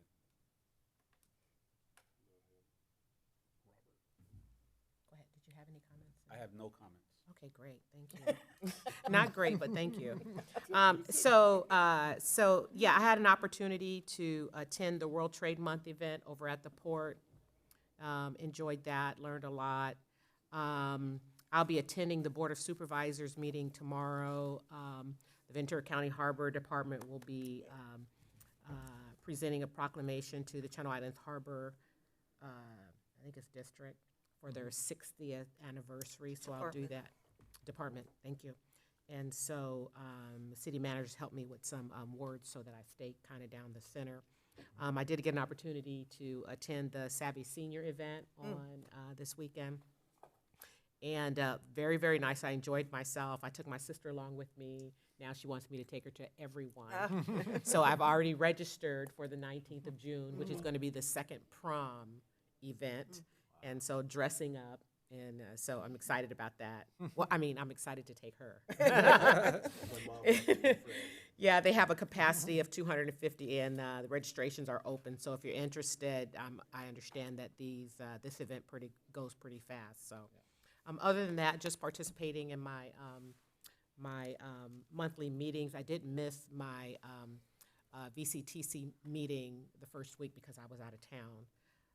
But I'm back on track, and I think next week we'll be having, with VCTC, we'll have the second round of our budget review. So we'll be doing that, I believe it's next week. So that's all I have. We can move on to request for future agenda items. Anyone? I got one. I think Jess has the same one. Go right ahead. Yeah, I want to request a future agenda item. I want a motion to study the southbound lane of Ventura Road and have staff recommend what can be done with the bicycle lane. From reading the email, it sounded like some legwork has been done already. So as long as we can get what's been done, again, I know we don't have the funding for this, but I want to start the study to see if it's even feasible, because southbound goes 3 lanes, northbound goes 2, and we have a huge sidewalk, and so there is no bicycle lane, and that's a heavy bicycle trafficked area. So, okay, so did you guys get my motion? Yeah, Okay, so I'll say it again. I think we got it. I think we got it. Okay, there's a motion on the floor. I'll Is there a second. second? Okay. So, discussion. No discussion. Oh, sorry, that's right, sorry. yeah. Thank you. Okay, all in favor? Aye. All opposed? If it's for clarification. Clarification, how are we going to do the study? I think, yeah, I was gonna Great, that was kind of suggest my. that. I think, That's what I wanted Maybe to the ask. Based SCAG, on what maybe I the SCAG heard- tool. The yeah, tablet that's tool? true. Based on what I heard, though, I think it was, so the request in particular was basically starting with what have we already done? So I'll bring that, and we'll go from there. Because I don't know, we got the email today. I did not look into it at all yet, so I don't know if it is something that we looked into and analyzed, or if it's something that we, what level it's at. So we'll start with that. Great, sounds good. All in favor? Aye. All opposed? Hearing none, motion passes unanimously. Is there anything else? Councilmember Gama? Just like to have a brief discussion of Alex Lemonade, not to spend money, but to lend support where we can. And I would gladly volunteer my time. So I think next agenda, call Victor back and see what we're going to do. I just, sorry. I mean, The- do we even need an agenda for that? Aren't Yeah. you already doing that? Is Yeah, that he's something you're already already- planning on doing? I was gonna reach out to them, and when he spoke, he said no cost. So I was gonna reach out and see what we could do for no cost, and if we're able to do that, we do it.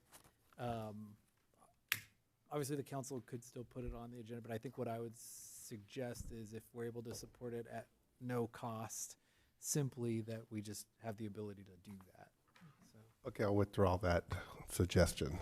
Yeah, if it turns into a more complicated conversation, then we'll let everybody know, and then we can always come back. So. Okay, any other items? I just wanted to ask if we could try to keep our comments and our discussions per council member down, maybe to 5 minutes. I know Mayor Martinez used to enforce that, and I thought it was in the policies and procedures. But, yeah, if we could just be respectful of staff time and the public's time and try to be more Yeah. concise on our discussions. Yeah, Yeah, I got you. in the future. I got you. Thank you. Do you have anything? Mayor Pro Tem? Okay, I don't have anything. The next meeting is scheduled for Monday, June 2nd at 6:30. I'll now adjourn this meeting in the name of Romero Ariano, Michael Hyde, and Robert Aguilar.